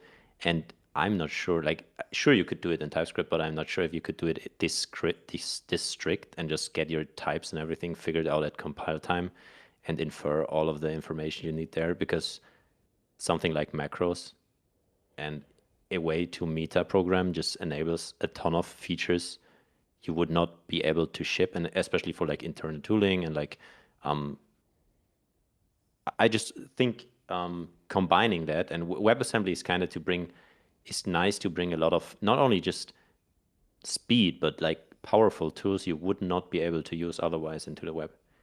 Sure, you can always like monkey patch your way to it and just call it somewhere else and build a microservice and call it from there, but then that's it. Like, I don't know. I It's don't know Rust too well, so it's difficult for me to make a statement. But man, I do think TypeScript is amazing. Like the type system and being able to infer, etc. I don't think I've, and I guess Rust might be the answer to that, but I don't think I've seen like a more powerful type I system. think it being powerful is a problem that most people have with it. Because it gives you too many tools And to be skill cute, you know. issue, would that be a skill issue? Would that be a fair I skill issue think it then? is a skill issue and it's a fair skill issue, but I don't know. I think TypeScript. I don't know. You've seen it, right? Those TypeScript wizard guys. It, it's. I think it's Yeah. honestly. You do you know who I'm talking about? Yeah. Like, Matt Pocock, right? yeah, these guys, right? Where it's like, bro, you're at the I'm a end big of the fan, huh? day, you're fucking writing JavaScript, right? You don't need to have more type code than your actually fucking business logic, right? Like, I think that's what people But hate about he, it. But I'm not gonna, I because agree, he's like, nice. but I agree, it's a skill issue, right? Because you don't have to use it like that. And I would actually say that it's bad to use it like that, where your I mean, types the are argument there is unreadable. always that like it's fine for library authors, but Yeah. then it's not Honestly, for I've end users. gotten But then again, I think even like libraries should be readable. Readable, yeah. I don't. You don't agree? Well, I don't know. Is Rust like that? Rust gives Is you a Rust bunch able of to deliver? types, right? Like it's a lot, but it's Yeah, like it's opinionated enough that it makes sense, right? At least Yeah, in like for a lot of the times, there's one like, sure you can always work your way around it, but there's one way you would do it. And then also, I think in general, I'm not like super cracked at Rust, but I think the average quality of code bases and libraries you look at is just way higher. isn't there like oh, of I course. remember there was like a huge That's ass just like list. it being famous, right? Like I think the average Svelte code base is much better than the average React code base, but that's because React won, and React is like, you know, people who hate React use React, but people who hate Svelte don't use Svelte. Yeah, that's true. I mean, Do people so it could who be that with hate Rust. Rust But I'm use still Rust? still No, waiting nobody for who hates Rust SMRs. uses Rust. You think so? I SMRs The don't only from people know. who use, Spark. I don't know actually. I think the only people who use Rust are like people who love Rust. Because if you hate Rust, you Really? could just say let's use C++ or whatever. Yeah, absolutely. I think I think the Rust average is at a love point per where developer, yeah, go ahead. the average like love per developer for Rust is probably much higher than for like C++. Like C++ is like hegemonic. If you're in quant or whatever, you will use C++ and you will like it. You know what I mean? Whereas with Rust is a little different. Interesting. I think. Yeah, I don't know. I'm not a Rust dev either. It's really hard for me to talk, like to even. I don't want to. I think it's just scale. I think it's just like how big a language is. I mean, like if Yeah, a but I do language think wins, I do think Rust, similar to Go, has made this jump to, you mainstream, think so? to be mainstream enough that people might use it and hate it. Like you might be cracked True, and you might get a job at a company compare that that with uses Rust. TypeScript. Which one has more? I think Which one is TypeScript more is in a hegemonic? unique spot, similar to, well, maybe, I don't even want to say it, but similar to Python, right? Where it's just this must-know language, kind of, right? Yeah, exactly. Right? And so But Rust is not because it's that, a is must what you're know. saying, right? Yeah, Yeah, I yeah. agree. With this, I But would Svelte agree. is also really big in a sense. Svelte is a really big framework, but it's nothing compared to React. Yeah. Like in a React conf, I think it was 2 years ago, 35% of new engineers start learning programming with React. That's fuck to me. Like Every single that was time I think about that, imagine learning like to It scares program me. with React. Like React is such like that. a weird Yeah, runtime of its own, right? It yeah. makes no It's a sense to me. runtime. People who say React is a runtime, it's not even. It's yeah. People who say that it's not Like that it's like just even JavaScript. learning I guess it's JavaScript actually with React is weird, but learning to program with React is like that's a step up from learning to program with JavaScript, right? And I yeah. think there is an Yeah. argument. If you learn programming with JavaScript for the Giga normie, it's fine. Obviously, To if be you're honest, doing, Even I then, think there's like like hoisting and whatever. But yeah, yeah, you're you're right. missing out on I a think lot, like right? You're yeah. not becoming a CS guy. You are becoming like Giga Yeah. normie if you start off with Rust. But I think for most people, normal people who might have an interest for programming, for example, my girlfriend, when she was like, "Yeah, I kind of want to build a website," or I want to check this out. I told her that maybe she should just start like HTML, CSS, JS, because she's probably never going to be interested in um, like Like all study the C. nerdy Yeah. stuff, right? Like, yeah. But I think like that's one thing my uni actually nailed. They had a lot of stuff that was kind of questionable, like engineering wise. Like the comp sci part was really good, but engineering wise, we had like modern and advanced web technologies, which was basically PHP and FTP servers, which was kind of interesting. But like the order of learning languages was kind of nice because first semester we started with like Scheme and Dr. Racket, like a really What? neat language. What's the Then second one? Scheme, Dr. Racket is a scheme Dr. Racket? type thing. I've Like never Dr. heard Racket this. is a Oh, Racket Dr. lang Like is Racket. a cartoon scheme. character. Dr. Racket is the IDE and Racket is some sort of a scheme successor thingy. And Racket is a sidekick. and together they go out in Gotham City. Isn't it typed like that? Is that correct? No, Racket. Racket. Right, I sent it in the chat. Oh, I It's this can't one. type. Send it in chat. I can't. Racket It was language. also my first open Racket. source project because I made a color scheme. It's kind of weird. I made a color scheme for this Dr. Racket editor, and there's literally no real community. So I went on their IRC chat and like was basically chatting with two people. They helped me to set it up, and it was the two guys that basically funded the language or came up with it, which was super random. So they helped some idiot make a color scheme for Dr. Racket, which is kind of nice. And then we like afterwards we had like C and Java, and then we had like you could either, and then you could choose, and most of it was either C++ and Haskell. That's so that was kind of interesting. nice. So wait, because I'm super interested in that. So first semester was Scheme and Dr. Racket, whatever that is. Yeah, Scheme and Racket. Yeah, Dr. Racket is the IDE for Racket. Okay, so. okay. So for me, Java second semester was the same thing, but I think that was non-standard for me, because I think how it actually should have, or like how it plays out for most Austrians is like this, where it's Java in the first semester, but yeah, for us it's like Python, C, Haskell. So basically we have So both of you took data Haskell. structures, right, and ergos in Python. Then it's like all the systems related stuff. I don't know the course names. That's in crazy. English. We had DSA. We didn't. I think we didn't even have in DSA. We didn't even have a programming language. It was all like theoretical That's proof. wild. No, that's crazy. Like we have a bunch of labs in first semester, but you know why? Okay. You know why? You guys don't have STEOP, right? You have something like this? And this is so What's fucking that? German. I don't know what it stands for. It's like, oh, I know actually. Studieneingangs- und Orientierungsphase. So it's like entry and orientation modules. It's basically. not mandatory. It's not mandatory. So You can have like it's 3 weeks before the semester starts. You have some basic math classes if you were shit at high school. Oh no, for us it's basically it. completely, this is the first semester only consists of, unless you pick other courses, but which you can, but if you're doing your studies by the standard guideline, the first semester is only STEOP, which means it's basically showing you stuff that's going to happen, so you can orient yourself. So if the first semester sucks, it means you are going to hate it. That's how they set it up. So Yeah. people can No, we don't switch have that.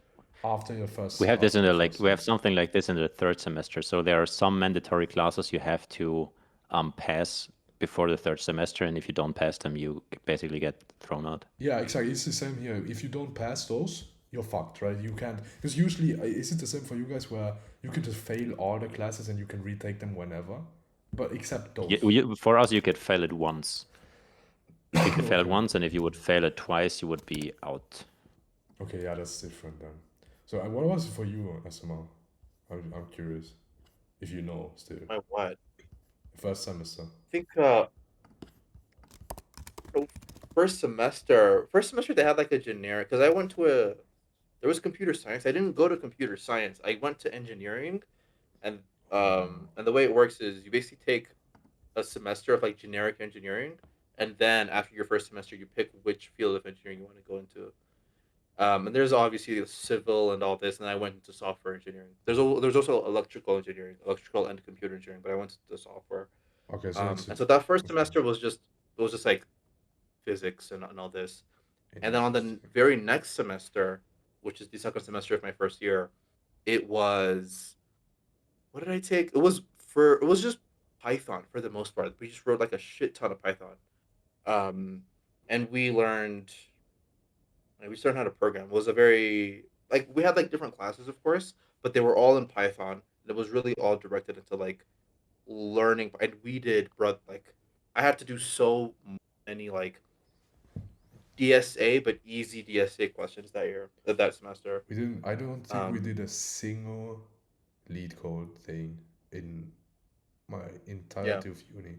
which I think is a good thing actually. Technically wasn't leak code. Technically wasn't leak code, but if you wanna test someone in Python, you would say, if I have a list and I need to select this, that, the other, how would I do it, right? So it's like these types of rudimentary, and it would increase in difficulty, which and it culminated in like a GUI app that we had to build. Interesting. But yeah, our second semester, our first semester of actual coding was just all Python. It was the Python semester, and then after that, it opened up the can of worms. There was JavaScript, there was C sharp, there was all that, Cool. and there was also classes on like because it wasn't computer science, we were taking software engineering, and so like they had classes on like client relations, like how do you talk to a client, how do you this that or the other, like it had there was also another one called HCI, which was human computer interaction. It was like how do people use computers, this that and the other. Was this That was like actually an interesting class. was this like an actual? Not saying it's bad, but in EU, Yeah, I it's think in fine. Germany it's the same thing. We have like these actual universities, on quotes actual, Yeah, and then we have they're called Hochschule. I don't know what it's called in English. It's like, do you know, Konstantin? I mean the I think that equivalent, doesn't something like really. a trade Doesn't school exist, almost, right? but instead of Yeah, It's like a like a it trade doesn't really school, private exist. but university, kinda in a way, but And they yeah, sometimes you can get the same degrees, sometimes you can't. It's it's kind sometimes of like cool. Yeah, it's less scientific, more practical. Most of the times yeah. people like often there are some that have really like good, like they are considered really good, so people take that, but most of the times you would take someone from the real uni over someone from the Hochschule. it depends on the job, right? Yeah. Like I learned Yeah, that it's exactly. like very dependent on the job whether a company would like you more if when you go to this like Hochschule versus university, because Yep. yeah, it's fundamentally different, right? Skill set. Also, as one, do you guys need to pick your classes by hand and like set everything up on your own, or is it? No, the classes are pre. I think that though that's just a difference between the nations, like the entire nations. Because I Mm-hmm. went to like a real university. It was the main university in the capital. It was the biggest university in the capital.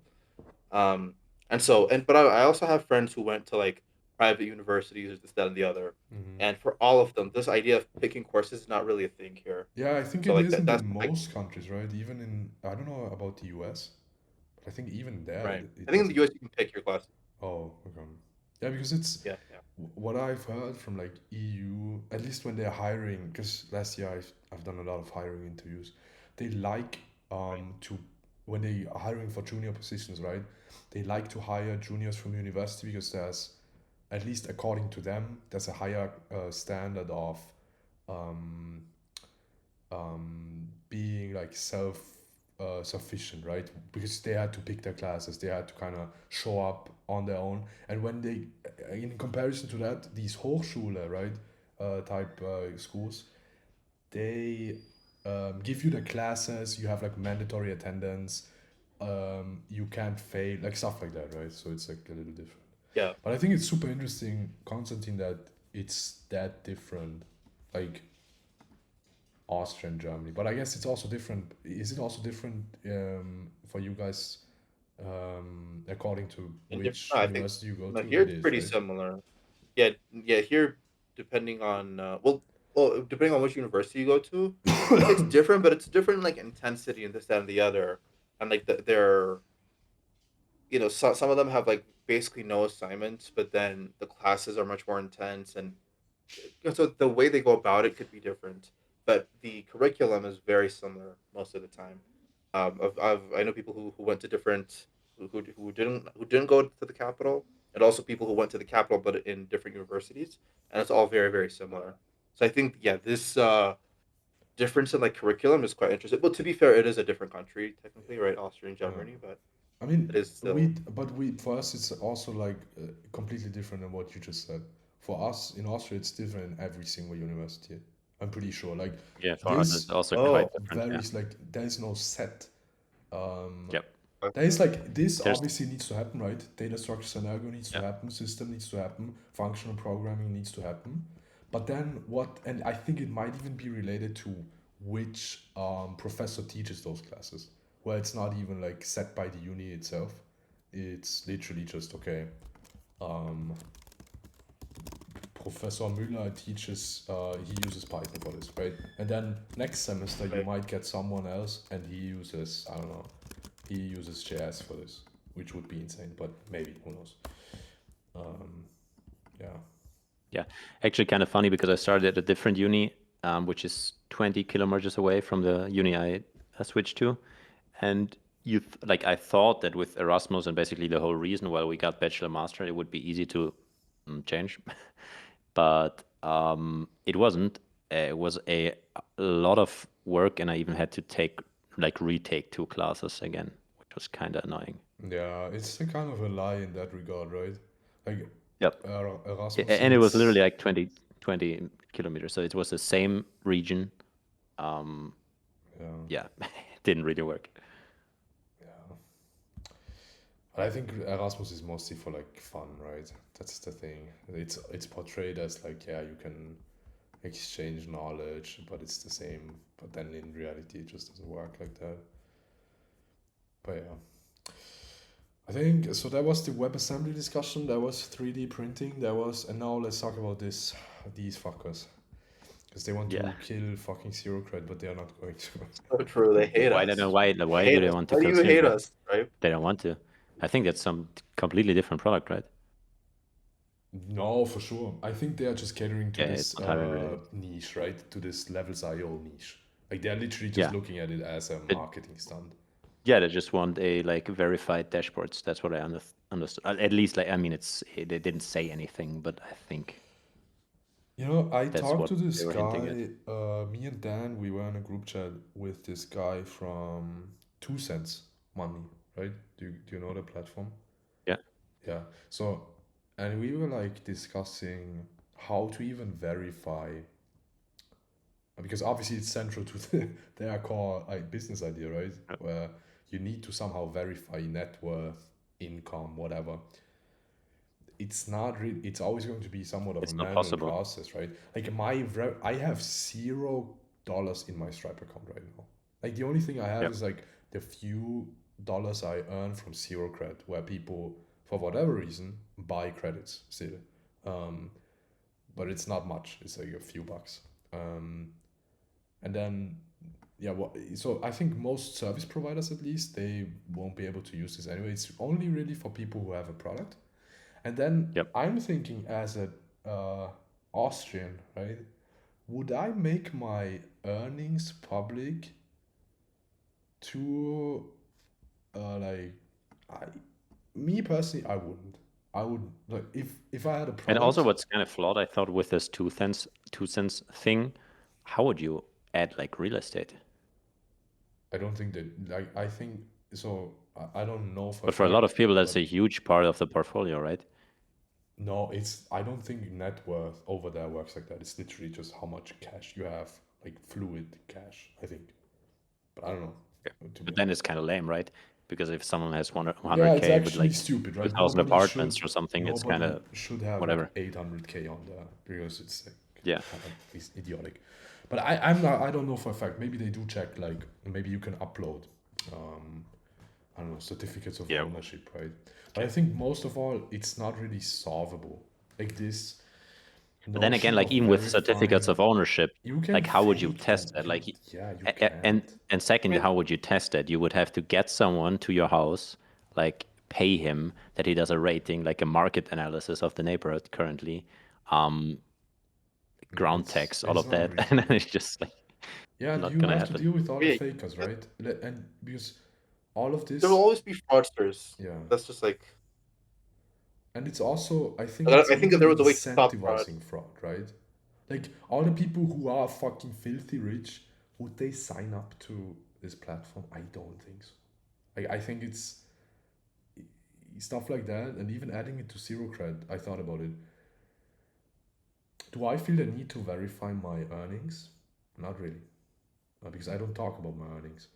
And then there are some people who talk about their earnings, but I have this preconceived notion that most of them are, in fact, fraudsters, right? Because why, like, but maybe this is a German mindset. I don't know. Maybe it's like different cultures like to talk about their earnings more. What's your opinion on this? Do you do you agree For or me, not really?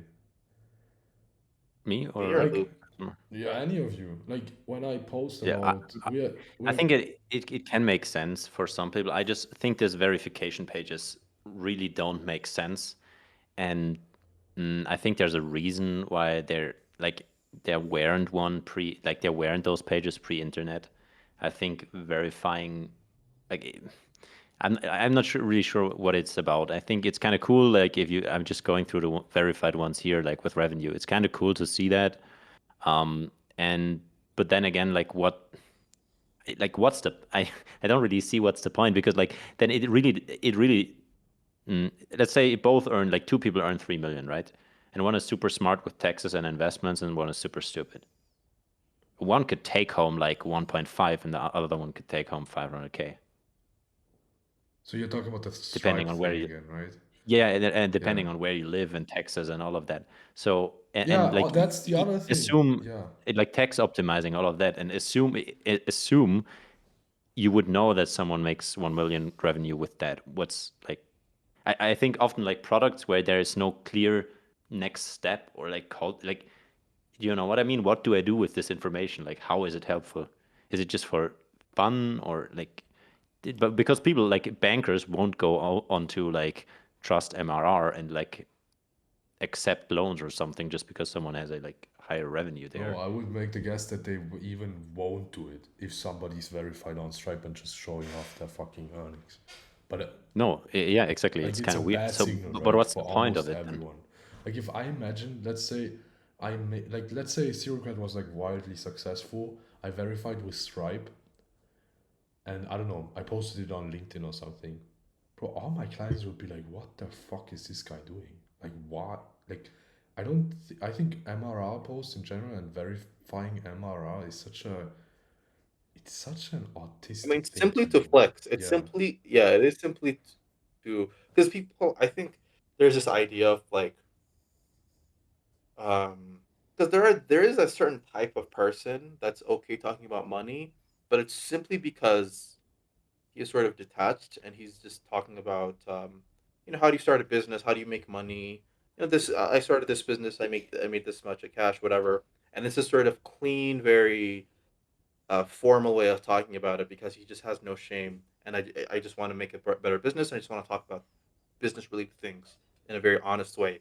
There's like that flavor, but then I think most people they are simply just flexing.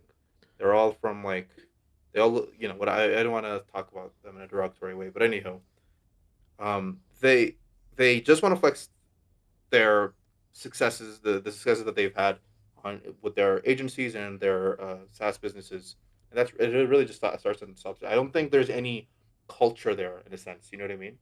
I don't think But it's like, isn't like just like, correct me if I'm wrong, but isn't invoicing yeah. for an agency over Stripe straight up retarded? Why Yeah, would you take it's like, insanely stupid. I had to do it one time this year, and it's and Yeah. also, How much have they got? I'm not dealing in fucking dollars, right? All of this shit, it's so fucking weird as a European as well, right? Like using Stripe in EU as a service provider is wildly stupid. Like and how, insanely stupid. even from the angle of like, which like, if you had a client and it would be like, he would be like, send me an invoice, and you send a Stripe link.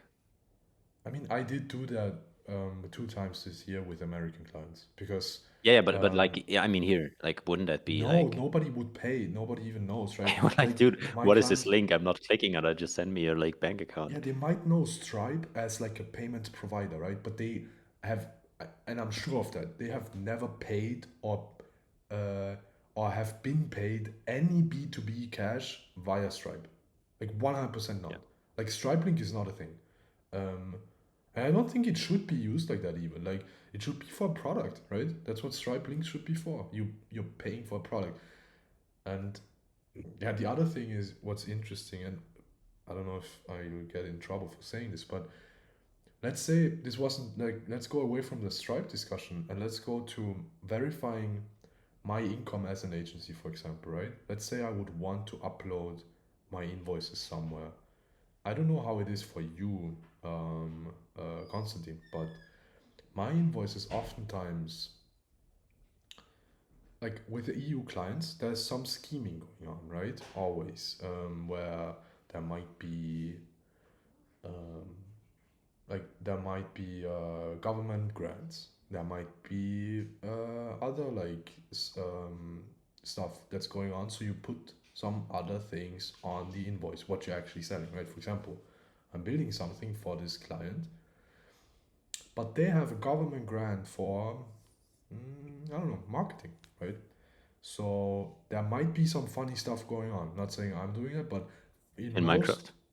yeah, in but you get what I mean, right? Like there might be, and this is not illegal or anything. This is like, and there might be tax optimizing, whatever, right? So I don't think anyone serious would upload their invoices, right? Also, That's what I meant earlier, right? Like two people could make the completely same like revenue and take home a vastly different amount. yeah, this ties back That's to this, right? But also, I yeah. feel like I don't know how you see it, and maybe that's just me and my clients, but to us at least, like an invoice is something that's decently private, right?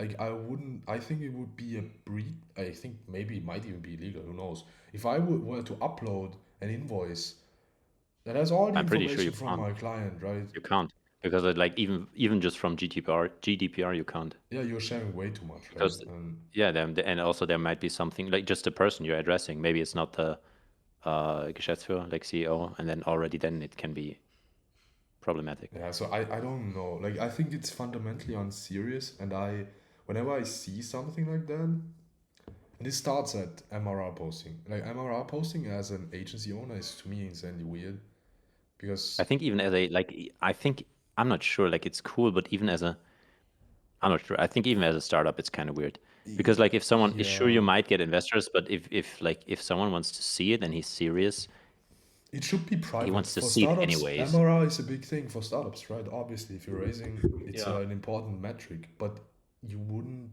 I don't think at least, you wouldn't be as open about it, right? Like you would have this maybe on your pitch deck, you would send it out to investors privately, but would you post it on X? And if this number is off, it's literally fraud, right? If you're raising, like Yep. it's you're committing a crime, right? So it's I don't just don't see any upside. And I think in general, if you're doing stuff like that, like verifying yourself, it attracts the most annoying grifters probably. Who is this attracting when you are like bragging about 10K revenue? I don't think it's like nice people, but yeah. So I think zero credit is good. It's like completely different, as you said. What did you say? You think it's like a verified dashboard, right? What do you mean by that? Because I think it's I literally think just going to be like a tag, you know, like it maybe like yeah, a I shareable think it will be page. something. Yeah, yeah, exactly. It will be something that where you can check it out yourself, so you can't just like fuck with the CSS on the page. Kind of like these analytics providers, which I actually do think are Yeah, cool. Where I don't know, is it plausible? Where you can make your analytics yeah. public? You can do it with Plausible and with other pages. Yeah, You can share that. It's also kind of nice to share it with clients. like that's a We had nice that in brag, right? the There's past. no cash Yeah. involved directly. It's like decently vague, but you're still showing off that Oh you no, no, have like I meant oh not even for showing off, but like if for we did this one for like SEO, like just SEO on a blog or something similar, and it was just nice to show the owner. Look, like numbers go up. oh You can you check the sharing same. it in private, right, with someone. Yeah, yeah, yeah. Yeah, I usually just invite them to. Actually, usually I just set them up like an actual analytics thing. Yeah. So let's talk about my week. My week was flu season, which sucks. And then I also had a bunch of legacy software garbage going on.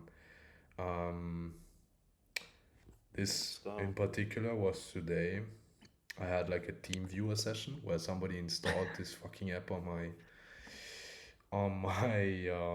Windows machine, and he didn't install it because it broke. So It's like a client project we've been working on, and I'm not actively working on it anymore, but I'm fixing. I need to fix like, so they booked like 5 hours of my time to fix some issues because the new dev team couldn't fix it. So now I need to run this local thing, which has a local DB, and it syncs to this web service I built. You know, like it's super scuffed. So every 10 minutes, this local Windows app from like 1980, it syncs to this decently new Superbase project via. It's wild. Like what they set up is wild. So this is going to be me on the weekend. I'm gonna spend like 3 to 4 hours on this. And yeah, I kind of wanted to keep it short because I thought we aligned on like having one thing, so it's one thing. But other than that, Oh I also yeah. worked on Poker. Obviously, I worked on Lisa workflows with SMR, and the pair coding session, by the way, was wild, right? Like how long was it? 10 hours? Like nine I mean, hours? yeah, I think it was 10 hours. I think we decided it would be 2 hours. I thought it would be 2 hours, and then yeah, and then like I said, yo, should we take like a 10-minute break? And you're like, yeah, cool. And Yeah, yeah, and then let's we just took have a like 2 hour break. Yeah. yeah. No, we took a 1 hour break, and then you came back, and then we worked for 10 minutes, and then we said, let's take another hour break, Yeah. And and it then we was took fucking another 3 hour. a.m. Man. Okay, another question because But I it think was it's interesting. Um, yeah. kind of unrelated, but kind of related to pair coding. Like, um, a guy like a friend from X or like a mutual from X is building a like nice framework thing with like Rust, WebSockets, protobufs, and Vue. And I was thinking about, because we talked about it, right? But SMR, you didn't like read through the whole thread. Oh yeah, I was AFK. Um, the Yeah. point over like the hackathon bootstrap thing, or more like a project starter, but not in a we sell it way, but and you guys were working on that already, I think. So please give. I You need it. guys, you guys were working on what? No, On I the thought framework? you two guys are working on You it. know, what kind of stole my what kind of stole my all my hype for this idea is honestly better T stack. Because better T stack just does the thing I had in mind. Where it's like a where it's like a I mean I don't fuck with what's going on here, honestly, but it has like templates and then you can install modules on top of it via CLI, like super easy, right? So this Yeah. is what kind of killed it for me. What I'm thinking in terms of this boilerplate thing, obviously we have the boilerplate, um, like a bunch of boilerplates, which SMR built mostly. Um, what I'm thinking is making it super opinionated, you know, where it's where it's not bloaty but opinionated. For example, the Cap Brine thing we have, right? The boilerplate. I think Yeah. obviously it's not for us, right? Probably Yeah. am never going to touch it again when it comes to building a. I mean, I might actually when it comes to client projects. Who knows? But for my own stuff, I won't do it. But I think uh, there's a huge potential for this to take off because it's literally just two services. It's actually, it's one service. It's fucking Superbase, right? There's nothing else Movies, going on. yes. It's literally just movies. I mean, Yeah. then there's Expo application services just to build the app, but technically you could build it on your own, so you don't even need that. Yeah. But yeah, Yeah. Constantine, for your question, like I we are like in early stages of thinking, and we kind of stopped thinking about it like a month ago. So we Yeah, would because need I to think restart this, you know. Like there's a lot going on. So I mean, to also be like kind I of feel like we don't even have a strong opinion on what's it called? On like frameworks. I think we use different frameworks. Have we used the same framework twice up until now? I guess we used Next, but I, the even same then, the way we setup, it use was Next, I never the feel like same setup, no, because we always found yeah, it's something like that with was ass, right? every yeah. So I feel like with every project, we just sort of we look at the project, we look at what we need, and we we make a couple decisions, and then I take like a week or sometimes longer. Um, but I take like some time to just set everything up, and then we call it a day. Like I think Mhm. for that two I, base I just project, it took like 2 weeks almost. I think I just had this like thing in mind, and I think there's a kind of a market in it, but like obviously, like it needs time and it has to be worth it.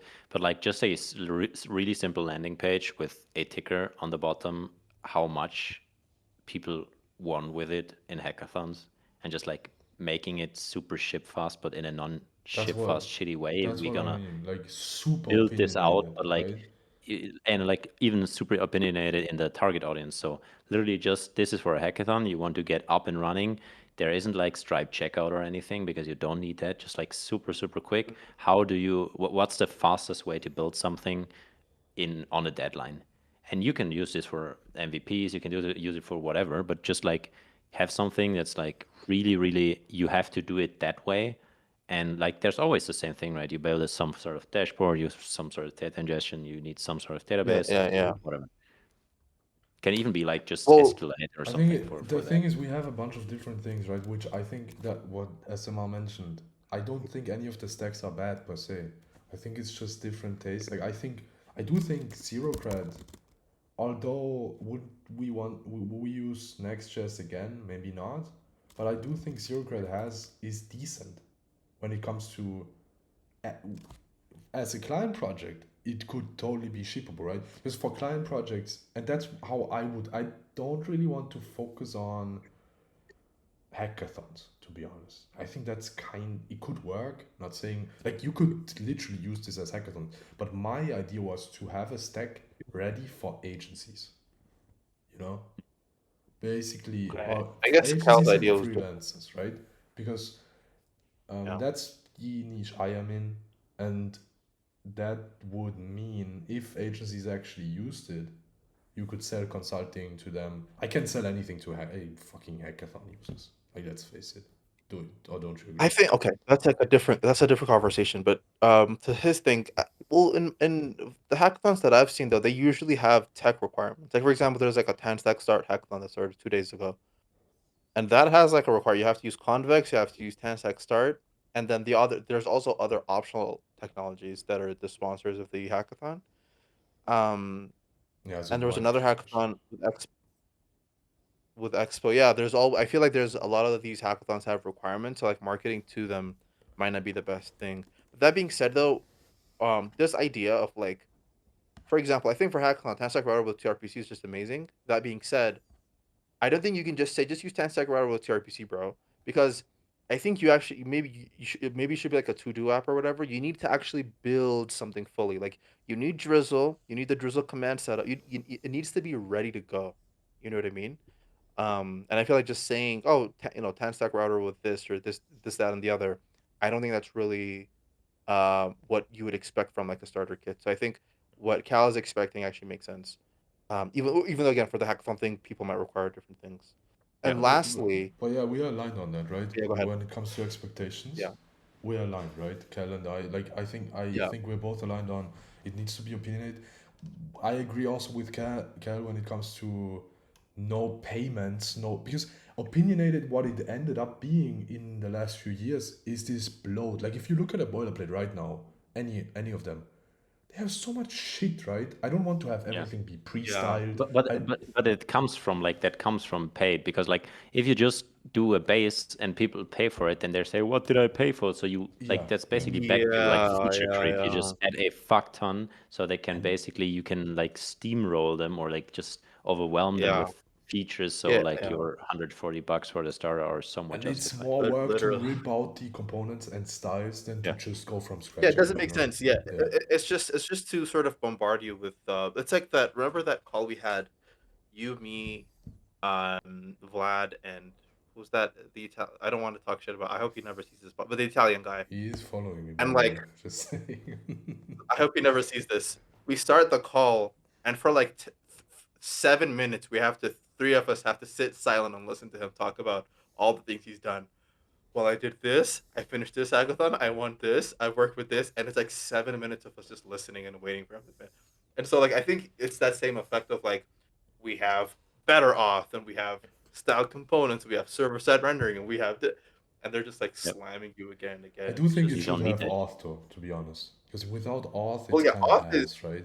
Yeah, that's fine. right. Yeah, Um, yeah, but auth yeah, is good. I don't know, to actually be concrete about it, I think it should ship two things. When it comes to boilerplates, I want to have two things, which number one is some expo setup, and number two is a React thing, right? And whether this is Next.js or 10-stack start, it depends, right? For example, now Poker, this project, the streamer project, it's Next.js again because I think it makes sense. I hope I didn't force you into it, by the way, SMR still, but No, no, it I was think yeah. it makes sense because whenever there's like a lot of public facing shit going on, like you want to have profile pages that are like decently SSR'd. I don't know if 10-stack is there yet. Like we had some issues on the SSR side of things on 10-stack. Dude. And again, we love At Tanner, the end but of the day, how much does it matter? It Because like does matter a I'm lot like because Next.js has, when it comes to dashboard building, there's in my mind, an insane skill ceiling to just either ship an insane amount of shit or have something decent. And on no, I mean 10-stack, in this general just comes consumer naturally, definitely you facing. know? you have a I mean public just general like consumer facing. Like there are like pages with like we talked about it when I was considering to get this like framer template. Like there are literally pages with framer templates doing mad numbers. So how much does it matter if it's like If it's not not SSR'd, SSR'd? bro, you're cooked on SEO. I tell you about this? One of my clients But got yeah, but for user profiles, right? How user profile, maybe it's the yeah, wrong for word. It's like going a to be link. full on pages, right? But So I could never, honestly, I could never ship a non-SSR link tree. Like, let's say we're building a link tree yeah, it competitor. is I Linktree. could never That's ship the a non problem. It's not really Yeah, pro. I agree. If it's yeah. like Facebook profiles garbage, right, where you are logged in anyway, but it's not a social app. It's public facing. People should. We hope that streamers are going to use this as their fucking homepage, right? Okay, So then it's different. yeah, it but yeah, that's the only reason. So I think it should actually probably be 10-stack start something, right? Better off, maybe. Who knows? Like, but we don't have this but yet. yeah, it's just not there yet. But I think this one in particular for the Giga Normie client project is insane. I think actually it's great. Like what you did, SMR, with fucking Dino garbage TRPC. I think it's good actually. I think it's really good. Maybe can it be improved on the DX side? Maybe. Would you still pick Superbase now that the like $5 railway plan is there? You mean Planiscale? Yeah, Planiscale. Yeah. Yeah, No, because no, railway. I think I mean no, railway. No. Planiscale launched $5 plan today, or they revealed it. Yesterday, then but Railway used to be $20, and Railway, I I don't think they fuck added. with it, honestly. I, personally, I think it's I the got worst of yeah, no. all worlds in my mind. But not the worst, but it's mid. It's just mid. I'm mixing them up right now. I think I mean like the the You for sure one mean with Soul. Planiscare because they announced Yeah, it yeah, the one yesterday with or like Soul. early Yeah. today. Yep. And they have the soulful website and don't ship slop. You know Yep. why? You know why I would say Superbase for this? And again, I'm thinking this should be agency, freelance, quit your job, start a kid. You know, like your first freelance project starter kit. All in one. Yeah, pay This $25 to exactly. Superbase. Superbase has the edge functions. They might be mid, but it's fine because it's a fucking probably a Fine. CRUD app. They're honestly fine. Like they're not bad. Yeah. Yeah. Then Superbase has file storage without any like you don't even need to think about it. It's super easy. Technically they have real time, which might also be ass, but like Superbase is just such a mid thing, and I think for this repo, right? Also, we could also add like a real time feed. But yeah, maybe I'm over engineering now. But yeah, But again, think it about really it. does. Superbase like does everything. Think about it this way, right? For example, all apps have this like profile picture upload, right? If Yeah. we are shipping planet scale, then this means okay, we now have to figure out some like we for the giga normie, right? To make it we probably wouldn't ship this, right? Is the thing, because if you add another service, it becomes bloaty. But with Superbase, you don't have to add another service. It can just like Well, we don't sure, even need to but like build I it. think that's I don't I think think that's we. just orchestration, right? Because like what you could also do, and that would be kind of based that you have some sort of a like I'm thinking what like in theory or like currently my let's say favorite stack there is for anything is just Cloudflare and PlanetScale, because it's kind of free. You pay $5, you have everything, you have like really good infra. It's not that hard, and you could. That's what I meant with like really opinionated, because like if you set it up in an opinionated way, you could have some like Rust CLI where you just say whatever up, and then you just like call the REST API from Cloudflare, set up the stuff, and you have basically Superbase just nicer. Not nicer, but like Yeah, you get but what I mean. I think a lot of people. First off, I'll just say this personally with Cloudflare, because Phil also likes Cloudflare, but I feel like their DX it has like a lot of DX is a paper huge cuts. problem. Like Yeah. yeah, like AWS feels difficult. Cloudflare just feels like it just has like a lot of paper cuts. It feels like like You think so? Uh, I I actually think think I like like think it feels rushed Cloudflare is my unfinished is the problem. It feels favorite too yeah, like a library. volatile. rushed yeah. It feels too volatile. Yeah. Not even Really? unfinished, but they change. I feel like AWS, you can learn it once right now. I'm not there, and I'm also never going to learn it. Yeah. But if you would learn it, you would be an expert, right? You could get the fucking You're certificate, set. and you would know how to do it. I don't think they are ever going to change their core CLI or whatever. And if they did, I think they would 100%. release a new version, major version, and you could still use the old Yeah, one. they They are set in stone, right? yeah, I And get emails. with with Cloudflare, I think it's just hard to hire someone who's familiar with that, and that's my core thinking, right? So let's take this assumption, But like Pulumi, bro. Are you suggesting that a fucking Austrian junior jazz dev knows what Pulumi is? no, not at all. But I'm suggesting that they don't have to know at all.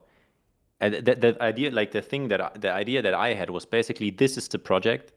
Don't give like you don't have to give a shit what it uses. Even like not Superbase, you don't have to understand anything. You put your functions here, you put your profile upload and all the basic stuff is there, and then you just run like blah blah blah up, and then it works. I don't like that, to be honest, because the client will want to have observability and stuff, right? That's another big thing. Like maybe I'm speaking from this bubble where it most maybe I have also weird clients, who knows. Like let's say this would be a tiny project. This might be someone like this might be EU Europol client, but this might be someone's first client, right? They are going to rip him off. He has no like social proof, so he can charge more. So he says yes to this 15K app project, right? Um, what the fuck? Okay, so the client is non-tech, right? They don't have technical staff, and I've heard this myself. They're like, if the app works and gets traction, we might hire someone. Like that's their mindset. So what do you do, right? Do you ship some obscure thing to Cloudflare and for other providers? You also like they need to pay for this, right? There's like 4 invoices, which is annoying as fuck. I personally wouldn't do this. I would basically tell them, yo, we're going to use one service. This is super easy to understand. It Yeah, does the I hosting, mean, right? like Superbase does that well. But, like we also like sold Superbase 2 or 3 times for like back then web dev projects because it's just nice. You have one invoice, everyth's there, it's super Yeah, easy. it's people don't get that, right? Where obviously it's nicer. I would use PlanetScale. We can use AWS for the S3 because it's the cheapest, and then or maybe R2 even, right? Let's use R2 for the file Yeah. bucket. I mean, I think you can even like use the database in Cloudflare, and you also have exactly the same thing. Database is pretty shit, right? Or is it It's not? okay. I actually yeah, the D1. I've never really used it, but I think it's probably fine. I don't know. I just can't. You just can't trust Cloudflare at the end of the day with anything I real think because like Superbase has come to a they can. point where it's kind of like Next.js. Like I personally am not a Next.js fan. But I'm really confused why SMR is so bearish on Superbase. On Cloudflare, I thought that's something you'd like. Even like Well, it's also their the enterprise sales dashboard team, is but so clean. He hates I it think it's the because best dashboard there I'm is not because gonna like say it. I worked in like Azure and like also some AWS, and I I would say pretty sure. Vercel, but I think maybe you put Vercel like in a different bucket than like AWS, Cloudflare, and Azure. Maybe is that why? I think for me, Vercel is a mm, it's a different type of What? company. I didn't want Come to say it's a on. Don't DPS What's or wrong fall with something. for Vercel? the bait. What's Don't wrong? fall for the bait. What's wrong with Janko? Please. Yeah, it's What's like wrong with Vercel? Vercel is different. Let's say that it's a different category. Yeah. Okay. Yeah, gotcha. Okay. Well, yeah. If that's the case, I mean, you could also try Netlify, but I've never tried Netlify. I cannot speak on that. Um, I hate it personally, but it's like a well, design like thing. I think like It, with Cloudflare, the way I look at it is like it has a couple of like really awesome, like even the network. What was it like the tunnel things, the tunnel utilities? They're pretty sick.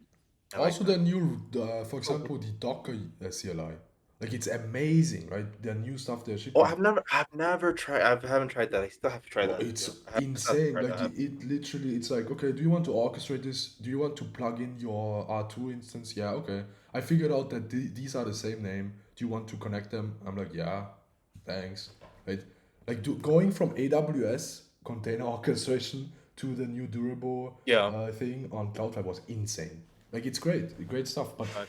some of the stuff they have is still weird, and then they change it too frequently. Like the API key thing with Wrangler. Yeah, it Like, just doesn't show, but it's am there. I missing something? You have to go in there and like turn on all of. That's how you do it, right? You have to go to like your API keys, and you have to create a new API key. Then you have to go like accounts, workers, edit this, and if you don't do every single one of them, or you miss something, now your SSC deploy fails. Now your Wrangler deploy fails. They have to go and get Uh, like what are we doing? You know what I no, mean? but Like Wrangler I also just want, deploys your from local end. It just grabs them. But yeah, then, but it grabs your dot, but it grabs your Cloudflare API key right from your local env. And also But then when it deploys, you like can just like yeah. do it via their like REST CLI. API, right? I use the CLI for secret Yeah, management. okay, but if you have to do it with their REST API, you still need to attach your API key, of course, with the Oh yeah. request, and that API key needs to have the right to make the changes to whatever utilities that you want to change. So, like, Yeah. if it's a very simple hello world and you're changing it to goodbye world or whatever, let's use another example. But if you're doing that, you need to obviously be able to edit workers or pages or Mhm. whatever the technical term is in there. And so when you're working on a project that maybe uses R2 and it uses R1. I think it's D1. You're using D1 and R2 and this, that, and the other. I have and zones especially. I have But you faced don't really multiple have to times use where like zones. You can just do account stuff. Yeah, I also just, I mean, what it's like bad. Because It's kind of like IAM roles, right? How serious do you want to take yeah, it? yeah, That's it's how I like see but then it. again, other accounts are free, right? So you just create a new account and then do it in there, and then you use account roles what do you mean? It's not about.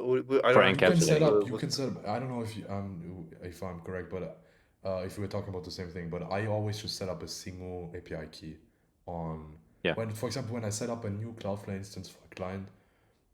Obviously, right? but there is no other technical person, right? So they can't even map anything. So it's like I set up a single API key, and I use that, and it has You do it all the. manually, like where you add everything. No, Is you it can just give manual where yourself like you're adding up? access. Yeah, you have to go in once, right? You have to go into this weird secret management thing.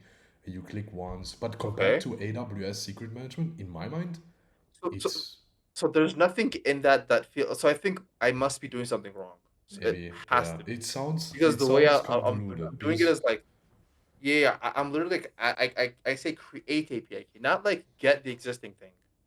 I'm like create an Yeah, API yeah. key, I think I know what you mean. You choose like, for example, it's like Cloudflare pages, and then it's like like reader packages edits. or whatever, and then you have to create one with edit. You have to create one with read, and then you Yeah, have to add exactly. those, and then you just create the API key. Yeah, And I feel like yeah, you but have that's to like just once, right? Also, you can do it via CLI. True that it's once. If you add everything that is once, you're right. But like that's just so unacceptable. Like I'm But just like that's just Why? that can be so. the Dude, uh, have you used like Azure, like setting up like Here's in Azure? I haven't Sometimes used Azure because it's Microsoft, but I've used you have AWS. to like AWS, do the it's weirdest convoluted. shit, like for example, like when you want to send a like Outlook, like if you want to send a mail via API, you have to create this like oh, weird chain of GUI clicks, and some stuff you can only do in PowerShell, so you have to first set up like the Yeah, virtual PowerShell, then you have to get the rights, set the rights for the virtual PowerShell, so you can create a new email account and give that email account send things, and then you have to do a delegated user login, and it's like you're literally like clicking through GUIs for 2 hours just to it would send a never mail. like I don't know. Like I would just I also just okay. Maybe I'm opinionated. You're right. So I will never use a dev tool by Microsoft principally, and other than TypeScript, that's open source and it's really good. But other than that, nothing more. But like And then then so you how would you sell something to a business in Germany? Like you 95% here use wouldn't. Microsoft. I would just It's like it wouldn't for happen. I've never had the experience where they asked me that they must. The only time that they asked me to use a particular thing was AWS, I which think I it's was the fine with. Because difference, right? AWS to me, Yeah, sorry. yeah, Go ahead. like there's a difference between slop, which is Azure, an incomplete product, which is Cloudflare, and just a large product, which is AWS. You know what I mean? It's slop with Azure. It's like incomplete with Cloudflare, and Cloudflare honestly, it's not that bad. I could do that once or whatever. Um, and with AWS, that's just like a large organization. I I, I completely accept AWS's flaws. I'm fine with them I because think they're not insulting. There's nothing insulting about AWS. Constantine, also what you mentioned about, or we can talk about this maybe another time, about only being able to use Microsoft shit. I honestly don't run into this myself either, and this might either be, we talked about it in the past, Bro, this that's might be an Austria thing, but in reality, because I had this experience today, right? I needed a fucking Windows machine to be able to even work with this guy. Um, but if you work with startups, I don't know if you agree, but they don't usually use Microsoft garbage. It's I haven't mostly used with a legacy. startup yet, just worked at a startup. And they So, use and they there used I had to migrate everything from AWS to Azure, whole infra. Jesus, So why?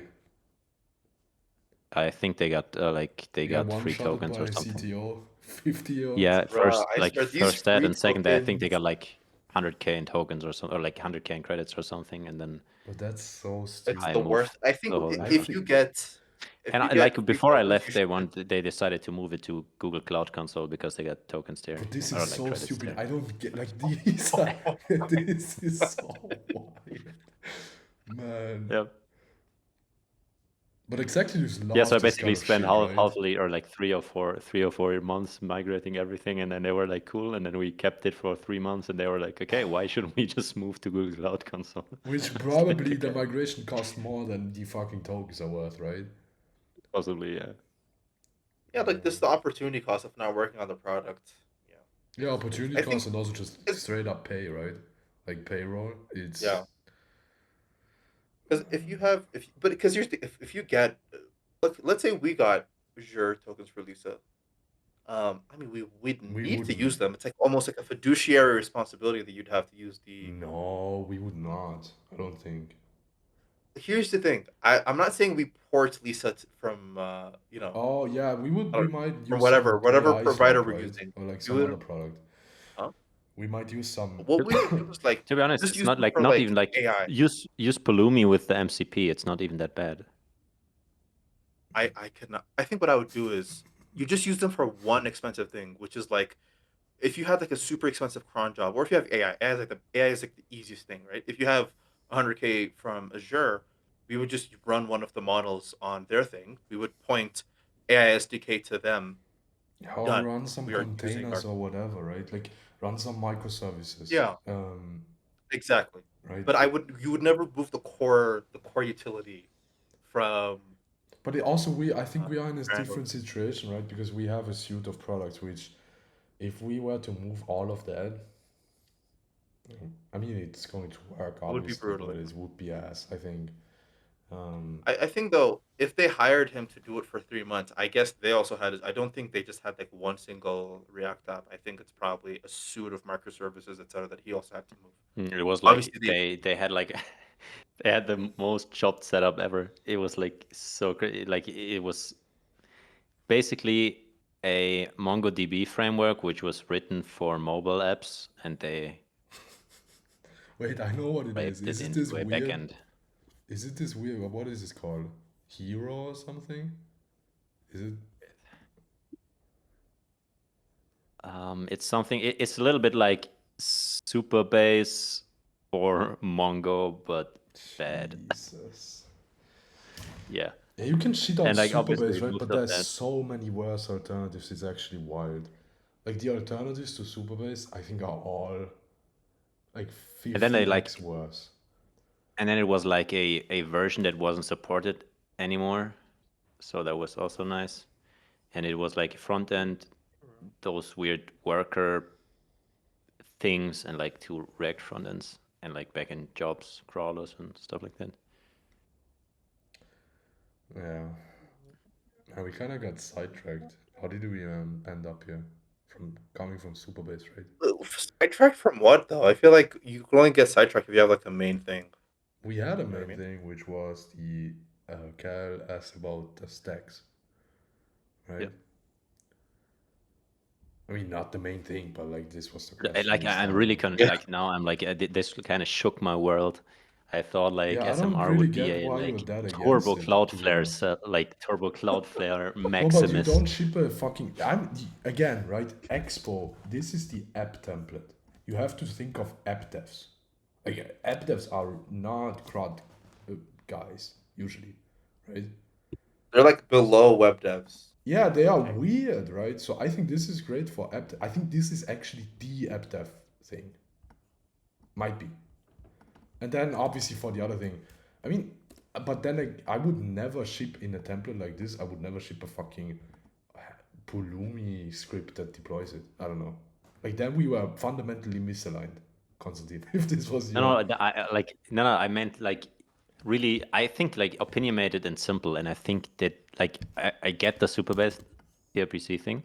I think it's a great client product. I stuff, think right? Client. it's just my personal PTSD from Superbase, if I'm being honest. Yeah, SMR doesn't like it Also, either, another but thing I is think like, it's for client. If you strictly look at it from how easy you want to make it to sell this to a client as someone who's new, right? Because established companies and established freelancers, they have their boilerplates. I don't think they'll probably not use this. But if you're somebody who's new, and either a company or a freelancer, I think this goes together super well, like these two things. And then for the other thing, which is the actual main web boilerplate, I think it is like a 10 stack start. Basically, what we have on Lisa minus, I would Where never do ship you host it WordPress. then? Yeah, Cloudflare. I think Workhorse is brilliant, but yeah, I know you hate it. Oh, but then you have two like invoices again. Because it's different, right? Like obviously, if I like this would be what I would say for this is like just it depends. My plan was initially, and I'm not set on this. My plan was to create boilerplates for my exact niche, which would be client projects, for startups. Then I think then I would ship Superbase here as well. Why not?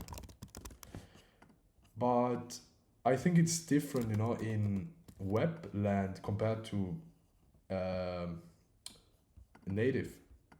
I think there is a place where you just ship the good stuff, right? Where you ship like plan scale here, $5 plan, that's fine.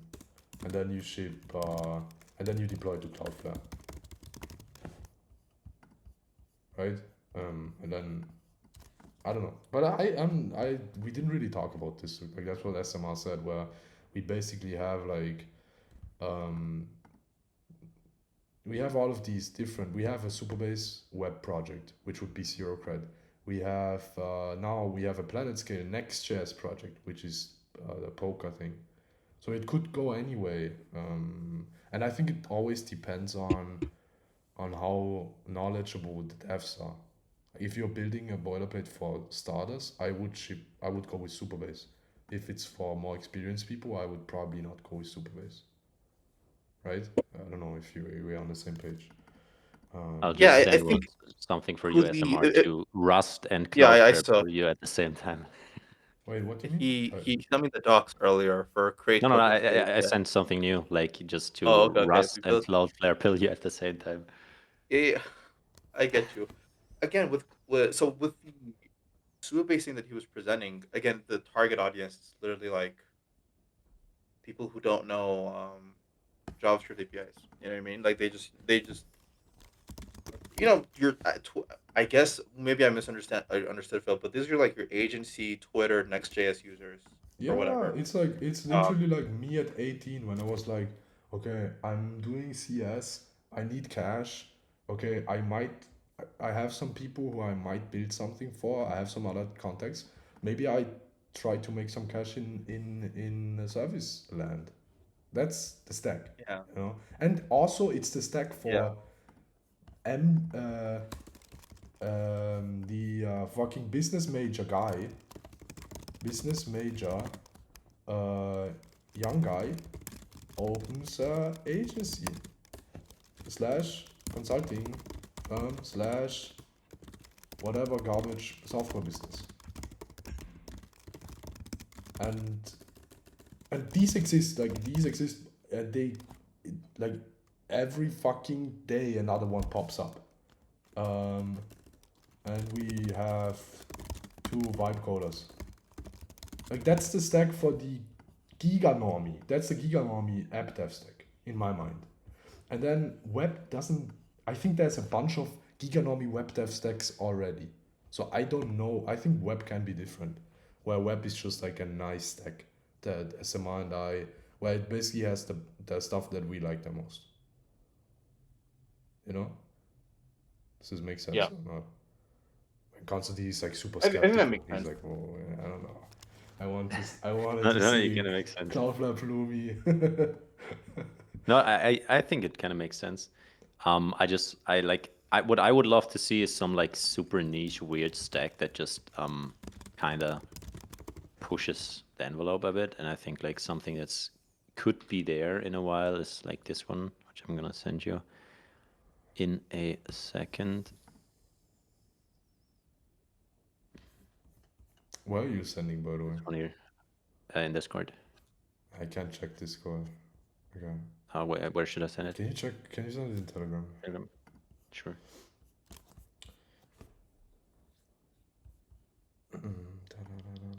Okay. Do you use? Okay, you should just use whatever. What do you mean? You're talking about the screen share again? You're, Bro, I'm yeah, not no, no, no, using no. I'm not using Command Tab if I'm streaming, bro. It's going to, if that's Okay, what you if mean. you just let me finish, I was gonna say. Huh? What? I was gonna say. No, I was gonna talk about your Telegram client. Use Telegram for Mac instead of just Telegram desktop.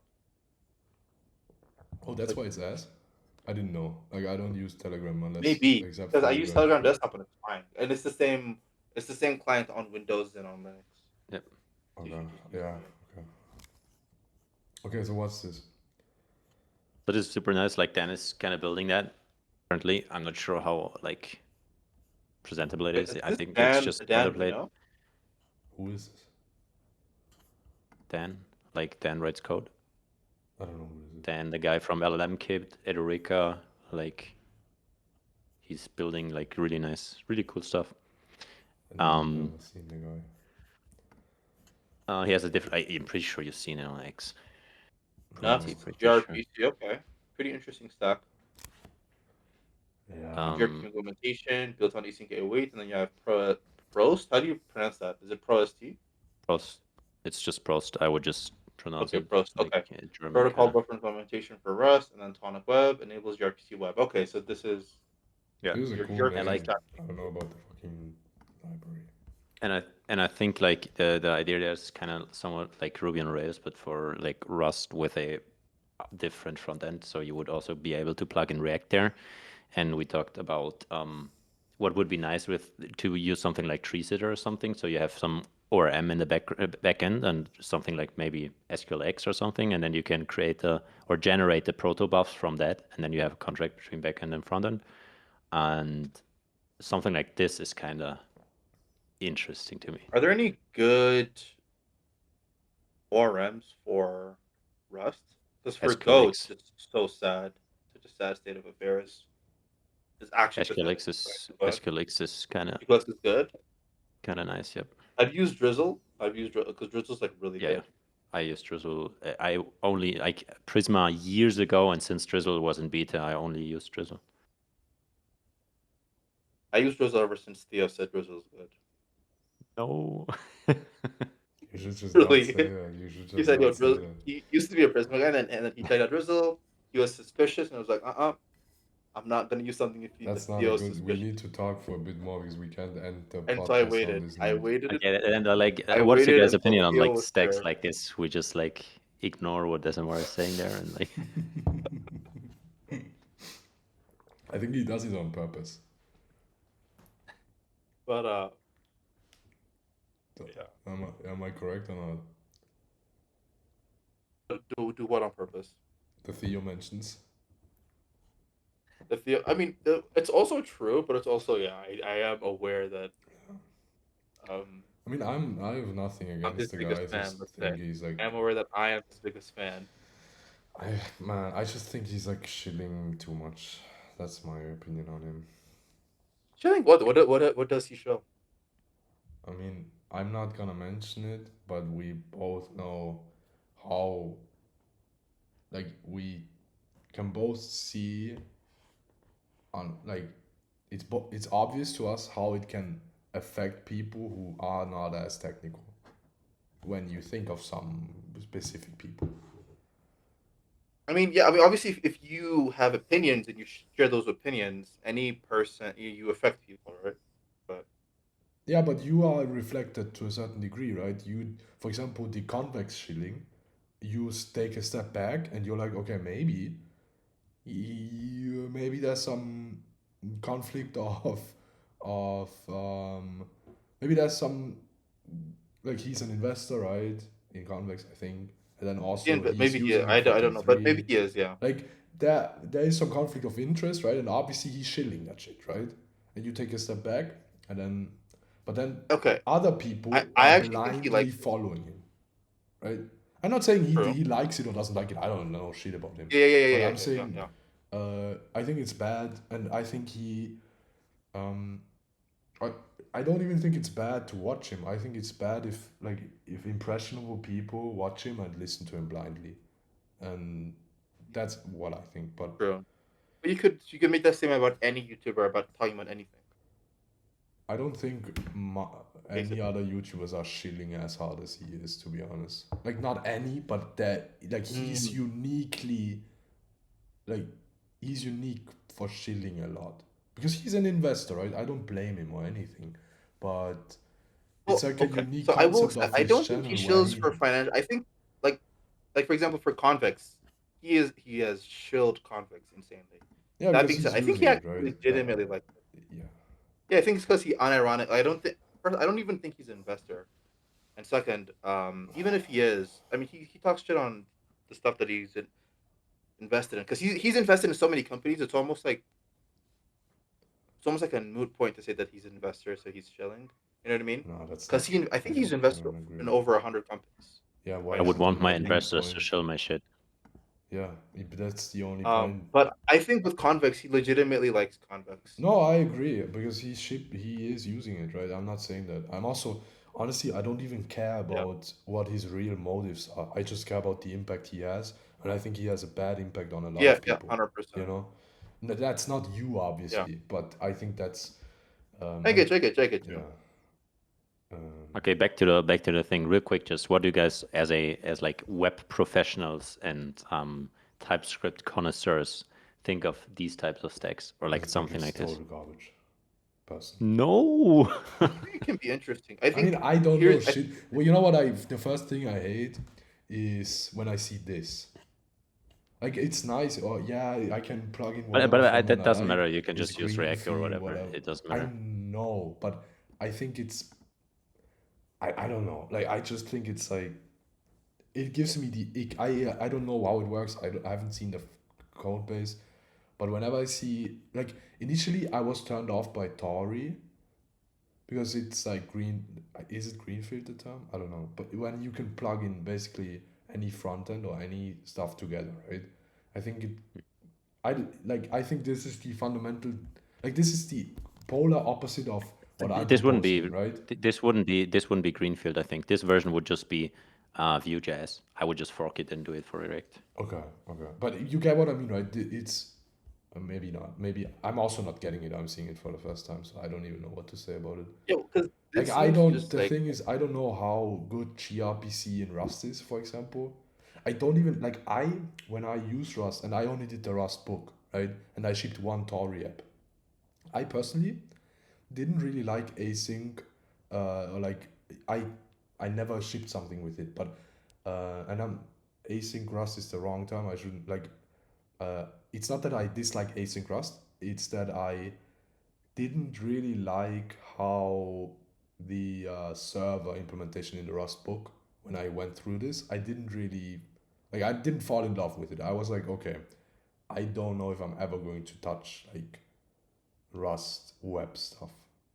That's how it made me feel. But that's like super like shallow, obviously. Like I only did Rust book, Tory app, and Tory app is not Okay. really Rust. Yeah, I wouldn't even like. It's like just interfacing with a few like APIs on system I think level. like if you can get there, like figure out a nice way to get like workers going there, a nice way to get like API workers, this would be a really nice stack. I think this Yeah, could be. I, I think there is a lot of value in something like these what are was these it? his The libraries. Rust, Sorry to the interrupt. Ruby thing, Rails. I think there's like a lot of value in Rails, and so having something like that in a real language, like it could even be TypeScript for all I care, but like with good types or Rust or OCaml, with good types, this, that, and the other. Um, you just have to sort of see it through because like this is the type of project where like you need to use it, find out the rough edges, fix it, use it, find out. But then once you really get a couple projects in, you're just like, wow. And so I think you need to see it through. But if you do, I think this will be like because it's the best of all worlds, right? You're using you're using a real framework for the front end, and for the back end, you could deploy it. You could I think you could even deploy it on Clever Workers if I'm not mistaken. But you could deploy this on a $5 $10 VPS or whatever, and never think about scaling. You know what I mean? So Yep. it's like it's just one less thing in your head. Because like I think Primogen did a test, and he was able to get like 2.1 million requests per second on a $5 Linode VPS on a Rust server that he built, and it was a very regular. It was actually a game rendering server, so it was rendering pixels on the server. I Um, yeah, I do think it would be nice if this ever turns into something that's story like, where it's seamless, you know, where for me as a yeah, giga normie who maybe doesn't know Rust or like is learning Rust, if it makes it super easy, and Rust works like that anyway, where it's not as ass to set up like to like compared to something like I don't know. There Even is no honestly setup. JS is ass, right? The It's like tooling. really easy. It's super easy, you Yeah. just run cargo and it's done. But Yep. so if it works like I don't have you ever worked with Tori? Because that's the only real life I touch. played around, like I Yeah. played with it for like when it was really early Yeah, for now like it's way better. I 2 hours also or played with something. it when it was super early because I was looking for a replacement to Electron. And then I played with it again this year, start of this year, and it was way better. Um, but basically, if this works like Tori, where it's like seamless, you know, and if I guess that's the plan, right? So it's like because I don't want to deal with if it works out of the box and I can deploy it somewhere and it just works, then it's interesting. If it's like a set of primitives I can use to build my own shit, then I don't care about it at all. I'm not even sure what the idea is there with the front end. If the front end is like host it somewhere else, or if it's just like static files and then like on the Think RAS about server. that. I feel like you could do whatever you want with it because, like, Yeah. if the backend is fast, it's like you can, because like, I think it's well, there bad. was One this app binary would just by be. I think it would be so nice to just have one binary, just like whoop. a binary plus static apps called it a day. Yep. Like there was this app by Web Dev Cody, which is a YouTuber. I forget the name of this app, but he basically, I think it's called Project Planner AI or whatever. But it's basically like it's like a set of tools. It has a Kanban board. It has like a way to plan your project, whatever. It has some AI tools, and he hosted it on Railway with no CDN. It was just an Next.js app running next to the database, which was also on Railway, and it just felt snappy. Like it felt fine. You know what I mean? I feel like the a lot of the performance losses, maybe I think they really come from like cold starts and database initializing database Basically the connections. same thing as we talked about with the AI voice engineering pipeline. Like if you co-locate your stuff, it will Yeah, always be faster than like, because like the hundred API percent, calls are always like the bottleneck. So hundred co-locating it percent. Yeah. is kind of nice. So And I like think you can have if like a you really have this on fast a stack there. yeah, if you have this on like a box, I think you're fine.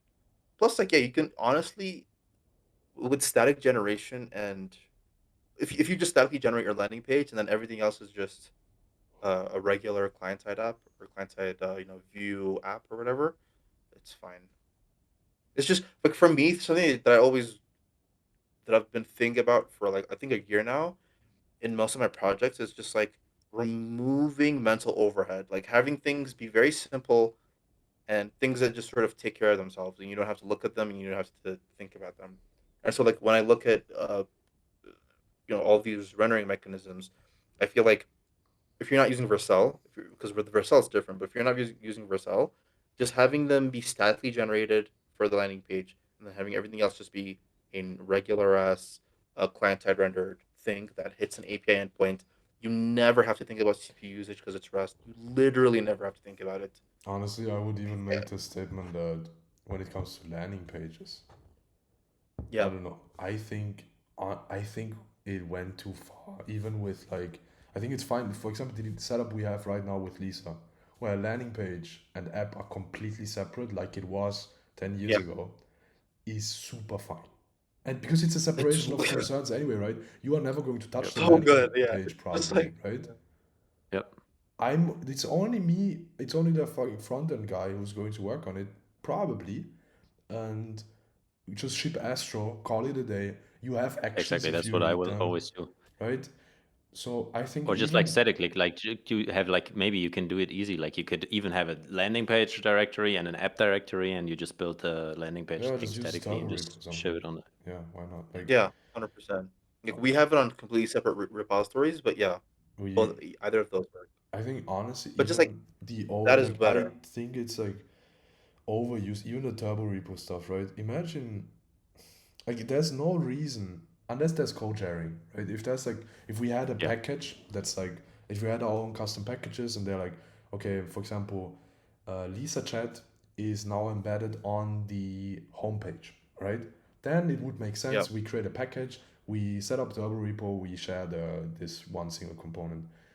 Um, but in all other cases, if the landing page looks like doesn't use any of the things in the app, which you wouldn't think it would work like that, but usually it actually does work like that because code sharing doesn't exist between a marketing page and a dashboard. Usually, To be like honest, like even for one component, I you would could probably just copy it like over, right? Yeah. yeah. And it would It's be worth less copying. dangerous because you'd never want the marketing page to break, right? And tying Yeah. this, yeah, that's exactly what I mean. Like, um, I don't know, we had it happen on Zerocrat. Do you remember SMR where um, one of us changed the blocks, uh, some field, and because felt cute, or I felt cute, and I shipped this page editor on landing page, it then ended up being happening that the landing page broke because it like there was a type Oh, mismatch, but TypeScript didn't scream. So the Yeah. landing page, it didn't break the landing I page, thought you were but gonna talk about the use effect because I shipped an infinite use effect once. That's why. really, But I don't yeah, go even ahead. remember. Because I listened to ESN. Yeah, I don't even remember. We shipped a lot of garbage on Secret, to be honest. Yeah, like those. Um, but yeah, But no, yeah, I think I think this Yeah, like so something to like this would me, be goated. like, It's kind of goated because like Ruby on Rails is there's a reason a ton of people use it. I just think the tech is outdated. So Ruby on Rails with good tech, kind of nice. dude, do you see these people bragging about 500 requests per second on a $200 VPS? can I ask something? Like, maybe I'm retarded, but where's Ruby on Rails here? Isn't Ruby on Rails all about being batteries included, like all the way? I've never This is a used Yeah. it, starting but point. this is the starting point. This is where he wants, because he doesn't talk about it, right? No, What? I think like that's more like we were not sure how much I can leak, but we were talking about like just Ruby and Rails, and I think batteries included is kind of nice, and then you can like check it out. Do just loco.rs in the browser, and there's this thing in React, which is in Rust, which is basically trying to do Ruby on Rails, battery included, but for Rust, yeah, exactly this one. But then you only like if we're being honest, it's like won't look really good. So you can only, I think you only ship HTMX, and workers are also kind of weird here. So yeah, Also, this having is something else. basically his take on this, right? Yeah, this but better, I think. Okay. Yeah, I mean, the problem for me is always, and I'm just gonna be completely honest, when I see stuff like that, I'm I know what gRPC, like I know, like I also know what fucking protobuf whatever is, but it's, to me it doesn't come together, you know, like I can't see the vision from just this, where maybe like SMR you can maybe more so see it. If it ends up being cool, I might use it, but It's basically type safe end to end and really fast. That's the idea, I think, and just like yeah, workers, yeah, like I mean, this is interesting, right? The basically having like a TRPC like setup with plug and play front end, whatever you want to have. If this actually works, it's nice. and also what's kind of interesting there, what I think isn't the point of that, but like I think this would be super nice for boomer software because like in C sharp land, a lot of people use protobufs. So Really, if you would I've be never able seen it. I to don't think. really, because I like I had it 2 or 3 times at my But when to I be was fair, working I've never student. seen like the It was like front end. really like they kind of like the protobufs thing, not for front ends but No, no, no. microservices. I mean, I've So okay, interesting. if you would if people use that anyways, and you could say like I think there is a market where you could say, okay guys, you use protobufs anyways, why don't you just like Yeah, protobuf your I types also into the think front like end without old school vanilla. software, they are more like I think they are more adjacent to something like this than a next step, right? Where it makes more sense to them if they have like a performant language on the back. Like I think old school C sharp type businesses, I don't think they are making the switch to like full stack TypeScript. Usually, it would be my guess. Maybe they do, but I think it's like kind of against this old school sentiment, right? Like you need to be. You don't agree?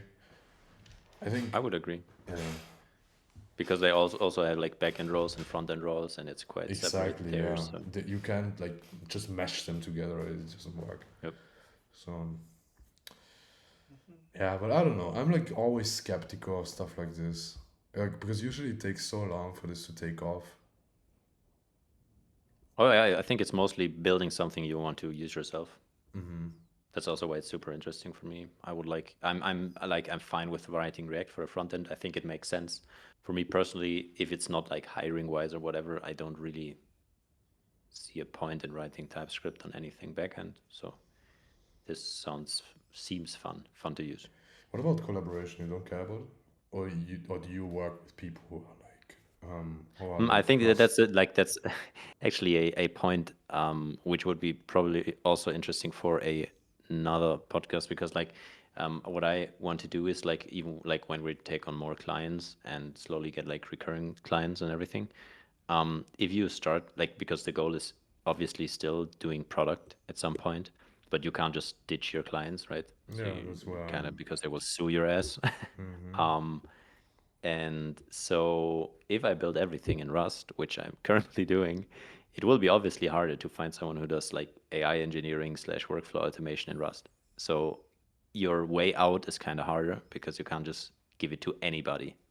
So yeah, that's also something I'm thinking about.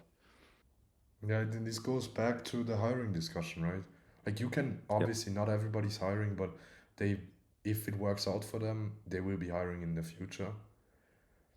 And I don't know, thinking about the way everything is going, do you think we'll have more AI JS slop devs, or will we have more knowledgeable Rust devs? Or do you think it's somewhere in between and we have the AI slop Rust devs? Or no I slop devs actually at all? I think like what I think will happen is that at some point businesses kind of will realize that there are some languages that are more prone to slop, Mm-hmm. but I'm not sure about that. I think it's quite optimistic. I think like I can see a world where people that are like they say like, okay, I want to build something serious here. This is tech and we need something that works and we're gonna use something like Go or whatever, C++, maybe Rust. And people that say like the agency marketing startup quick types that would just say like, just write it for me. And that's why I also think like, yeah, I think TypeScript is automated faster. Let's call it that way. So, Because like if you're shitting, like the point is, I think that's also why like it's so there's this like deep or like a lot of use of it in TypeScript and Python land because like for a lot of code bases, if some junior or someone who I'd say started programming in React or whatever ships something or Claude Sonnet 3.5 on the free plan ships something, there's not a huge difference. But I think there are areas where there is a massive difference. uh-huh. And I think that's often like it often is a language, not a feature of the language, but it has something to do with the language and the problem space you're working in. So I think like the slopification of TypeScript will be faster than the slopification of C#, let's say. Interesting. Yeah, C sharp is a great example. I would put 100% on that. That the slopification of C sharp is probably almost non-existent, right? Yeah, Because nobody I would really like to, exactly. No one who writes C# will like do like make a YouTube hardcore video vibe how cool coding, it is to right? vibe code your whole Exactly. like Vibe code your Blazor app, and yeah that doesn't happen. vibe code your ERP Like putting like my way to $1 million. with my C# business I mean, was there sharing might be MRR vibe screenshots. coding Unity shit in C sharp. I didn't even think about that. But I think Unity also kind of fell off with Godot. So I don't know. C sharp, I think, is safe. Slop safe. No slop in C sharp We land. need like a stamp. C# is slop safe. Safe of slop. Yeah. I don't think we'll ever talk about this. Should we Like next, skip? okay, next. I forgot about the single thing. Should we Yeah, I skip think next week. next week? We skip the weeks and we just immediately. Or like we actually go to one because like at the beginning I only had one and then I looked at SMRs and he was like putting up Yeah, like I a did whole like one, completely, bro. I I whole had like one thing. art whole portfolio on there and then I was like okay that's Yeah. That's on me. Bro. I think yeah, we continue. Listen, we'll do the same thing next week, but I'll remember to only do one thing. Let's And it'll be fine. bring prompts next week. Because I'm curious. I mean, I know oh and yours also as it is something you could yours is try Oh just yeah, to yeah. if How give you we me have a work? Yeah, comment, yeah, yeah. please. But I can bring like for me it's probably going to be like refactor, which fails horribly every single time. I But never. I'm Yeah. always so hopeful, you know. I give it exact context. I'm like, take this component and that component and this component and just move it into the new code base, please. Like use the same Please. styles, and then it always fucks up. I'm not doing mission critical stuff. It's literally always just tedious work, and it fails. Recently, it's been failing. I don't know why. So yeah. And then for Constantine, I'm actually super curious what you're going to show. Also nice if you want to go into CLI landfill, like the client CLI, which also uses client core, has checkpoints similar to cursor. Oh, So that's it's awesome. maybe That's the something. main thing I hate And about another thing which is cool about Kimi K2, they also added a nice concept. It's kind of weird how they called it, or like anime coded how they called it, but Tuna has a great post about it. There's this like Steins Gate, which is an anime where they basically have some sort of time loop thing going on, and they can send messages back to the What's past. it called? And Steins Gate. Yeah, like this? Yeah, exactly. Jesus. And it's a good anime though. You're an anime and guy? I had a phase. Jesus. Okay. No, I'm not gonna say anything. I watched it with my girlfriend, so that's Yeah, I that's think I'm the kinda, excuse. that's redeeming me Yeah. a little bit. But yeah, they have this thing where when like the agent realizes that they're basically doing something wrong, they don't compact the chat history, but they kind of revert back to a checkpoint with a message from the future. So basically something like, okay, go back, but don't do this again, which Wow. is a neat That's like idea. branching, Crazy. kinda, right? Yeah, but But it's you know, it's branching, but with different. a message from the future. That's like a future Phil telling you, Phil, don't, Yeah. whatever. I don't. Don't But go is with it good? Constantine. Is it good? Because if it's bad, it's like another I way haven't to tried it waste yet, but like tokens, It's right? probably good if I had to guess. Tuna likes I've it. never I used sent it, but it sounds sent good. Tuna's post about it. So if you guys are interested, you can look at that.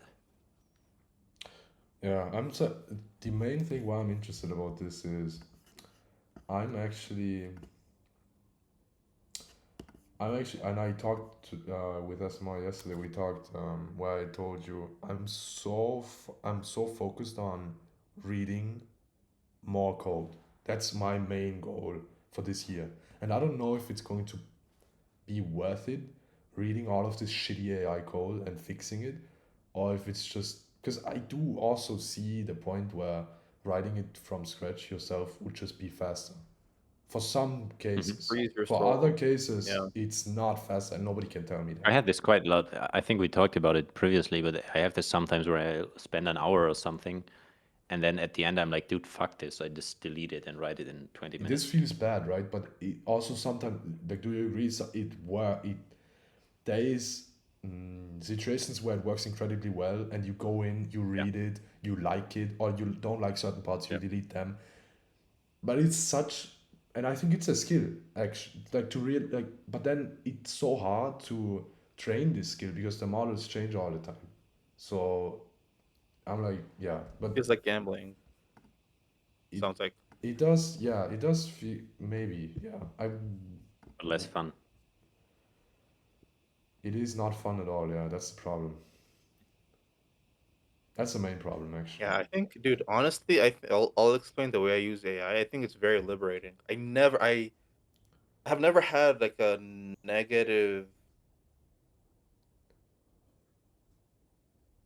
I wouldn't say view, but like a experience with AI. Always, it's either neutral or positive, and it's very rarely neutral because when I ask it very simple things, it does it, and I SMR is continue on with my. top one clanker advocate. Dude, so true. But like, you just need to know how to just narrow down the scope of what you want to ask and just. Yeah, but It Yeah, you're but I also, think you're I think using it you're, really, really like s- on a really focused way. So how Yeah, often do you send off a like whole like build this for me? I think the main thing Probably I I hate never. never about your flow build a feature. is just Yeah, T3 chat. I yeah, just don't know why you're not using something that's closer to, and I'm not saying inside your code editor, but you're pasting whole entire files, and this to me yeah, feels incredibly unsafe. You paste them back into the code editor. There's no, because I'm also doing this exact same thing, but I'm using cursor, and I see like I see files changed, ifs. lines changed, right? Yeah, Diffs, yeah. So Yeah. that's the main. I completely see, and obviously your um like you're also more. I think you're also more like positive in general when working with code. Like I'm not. When I'm working on something, I Oh yeah. don't. I have like a short temper, you know. Like that's my that's my problem. Like it doesn't take much for me to like. Actually so funny. Like he's always like insulting like a framework or a tool or a so yeah. Yeah, but that's But like yeah, so that's that me could in be it as general. well. That's not even like Yeah, yeah. dev's fault, you know. So I think that also But helps you, I you have know, like because particular if reasons as AI well. It's fucks not up, just preference. and it does It's happen. not just me using chat is not just preference and me like I, I've I have very particular reasons. But yeah, I think we save it Yeah, for it's next week. super interesting. That's why I wanted to talk. That's the main thing, and then I want to talk about Constantine's 180. Yeah, that's what it seems like, Oh, true. and then I want to obviously show you my mid-wit AI usage. Um, Yeah. but yeah, and then maybe we can talk about some guys like Dax maybe because I don't know, at least Does he SMR talk guy. about yeah? Does he? I don't think he talks about He had the some way he uses. Well, he spicy does talk takes about it. though. He has some. I don't know. I read something yesterday. Do you know Dax? You do right, Constantine? Yeah, yeah, Yeah. So maybe sure. we can talk about his takes because I think it's like interesting because he's obviously a very like competent dev, pre AI, right? And then, but he also seems to be heavy on the vibe coding thing, like Yeah. CLI vibe coding. Yeah. And I don't think it's ingenuine where he just does this because he has his product. I don't think that's it. I think I it's. think that's it. But yeah. Okay. You do think that? That's crazy. Like well, I think Maybe let's he's say he shilling, never built. basically. No, I don't think he's shilling. Well, so let's say he never had open code. He only had SST. Mm-hmm. I think he would be using AI in some way. He did try Cursor, which is crazy because he hates VS Code. Like he hates Next.js. He's like that type of guy. Mm-hmm. He downloaded Cursor and paid for it, which is wild. And he said, I want AI in my code editor. I don't want to run VS Code. And so he then he then built Cursor, or he then built OpenCode. And so there is a sense in which it feels like that's really the only way he would ever use AI. It would be through a CLI, but and he also he needs to dog food open code, of course. And so Yeah. I think that um, places him in a position where he will likely use a CLI, which is open code, more often than he would normally use such a CLI. Like I feel like if he was just working on SST, he would probably use a CLI less because he wouldn't feel a responsibility to use the CLI. Like right now, I'm sure he feels a responsibility to actually use it. Interesting. Um, but that all being said, I do think there is certainly like an honest kernel that drives his use of CLIs, and so and that's why for the most part. But I think obviously, like if you have the biggest open source coding agent CLI whatever, you're obviously going to Wait, is it feel the larger need than to use it Klein? more often. Yeah, Is it larger than Klein? I've never even heard of probably. Klein before. I mean, I've heard it, but I've never used it. Line GitHub. Line has 51K. That's actually pretty big. Maybe they're not that big. Open code GitHub. Open code has 30K. So they're okay. They're not the biggest. They're 60%. 60% as big. They're 60% of the biggest. Like even Ada is bigger. That's what I thought, right? I've never heard of these. Ader. How do you pronounce Ader? Or how do you spell Ader? I think A1DER. I think that's the X bubble, A1. right? Where I don't think. Oh, okay. GitHub. it seems like open code is this huge thing, and in reality, it's big, but it's. 40K. It's insane. Wow. But did they launch early in the AI cycle? Ada? What? Oh, Yeah, Klein and Ada. Yeah. Uh, kinda. mean, this might be it, right? So it's just accumulated. Could be, but I mean, obviously being early is super powerful, but it's interesting. I didn't No, I think mean, it in would be terms of this. stars, right? GitHub stars, if you're online for like, I don't know, like 2 years instead of open Yeah, code, which is, when did it launch? Earlier this year, I right? don't think open code is that old either. To be fair. Yeah, that's what I mean. Like open code is young, Yeah, right? That's why it's got less time to like um, accumulate stars, maybe. yeah. It has open. Yeah, well, we can't compare them by the number of releases because Or you open can code just do shipped. it like, can't you do GitHub stars thing? How do you? Yeah, I'd have to. Oh yeah. The GitHub stars chart. GitHub stars chart.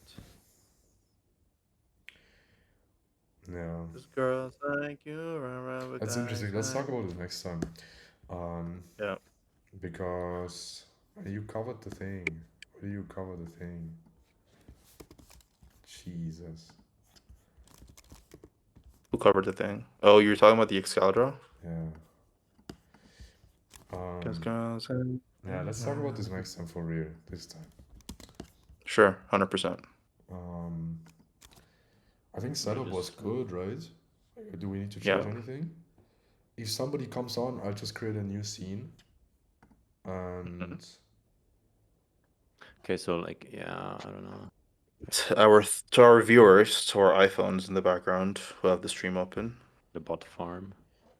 oh, one thing we So- actually need to do till next week, maybe you guys can check out like options. We need to get back to some short form, right? Somehow. Yeah. Either Yeah, yeah. and honestly, we can also do it by hand. Yeah. And we can just rotate because it doesn't make sense if all of us do it at the same time, right? We should just maybe Yep. just rotate and We can try this one. I used it in the past, and back then it was quite good, and it was quite long ago, so I think they got better. I hope. this is oh you sent this a while back. Opus, yeah. Yeah, let's try some automated ones, and then if it's ass, right? I think what we should Honestly, do what? is Yeah, if it's ass, we just do it manually, and um you can just hit mark, right? yeah, On- exactly. We can mark segments, right? And Yep.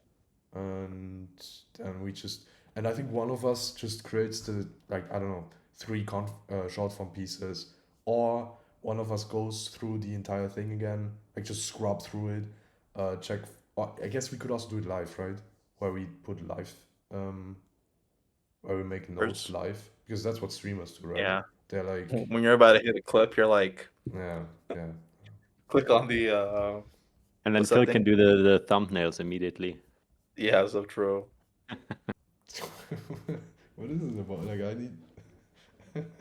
need to find new friends, I think. No. Hey.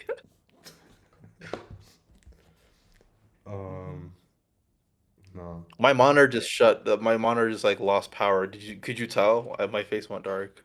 No, you're good. Yeah, then let's wrap up, right? Yep, I think we're good. Yeah, cool.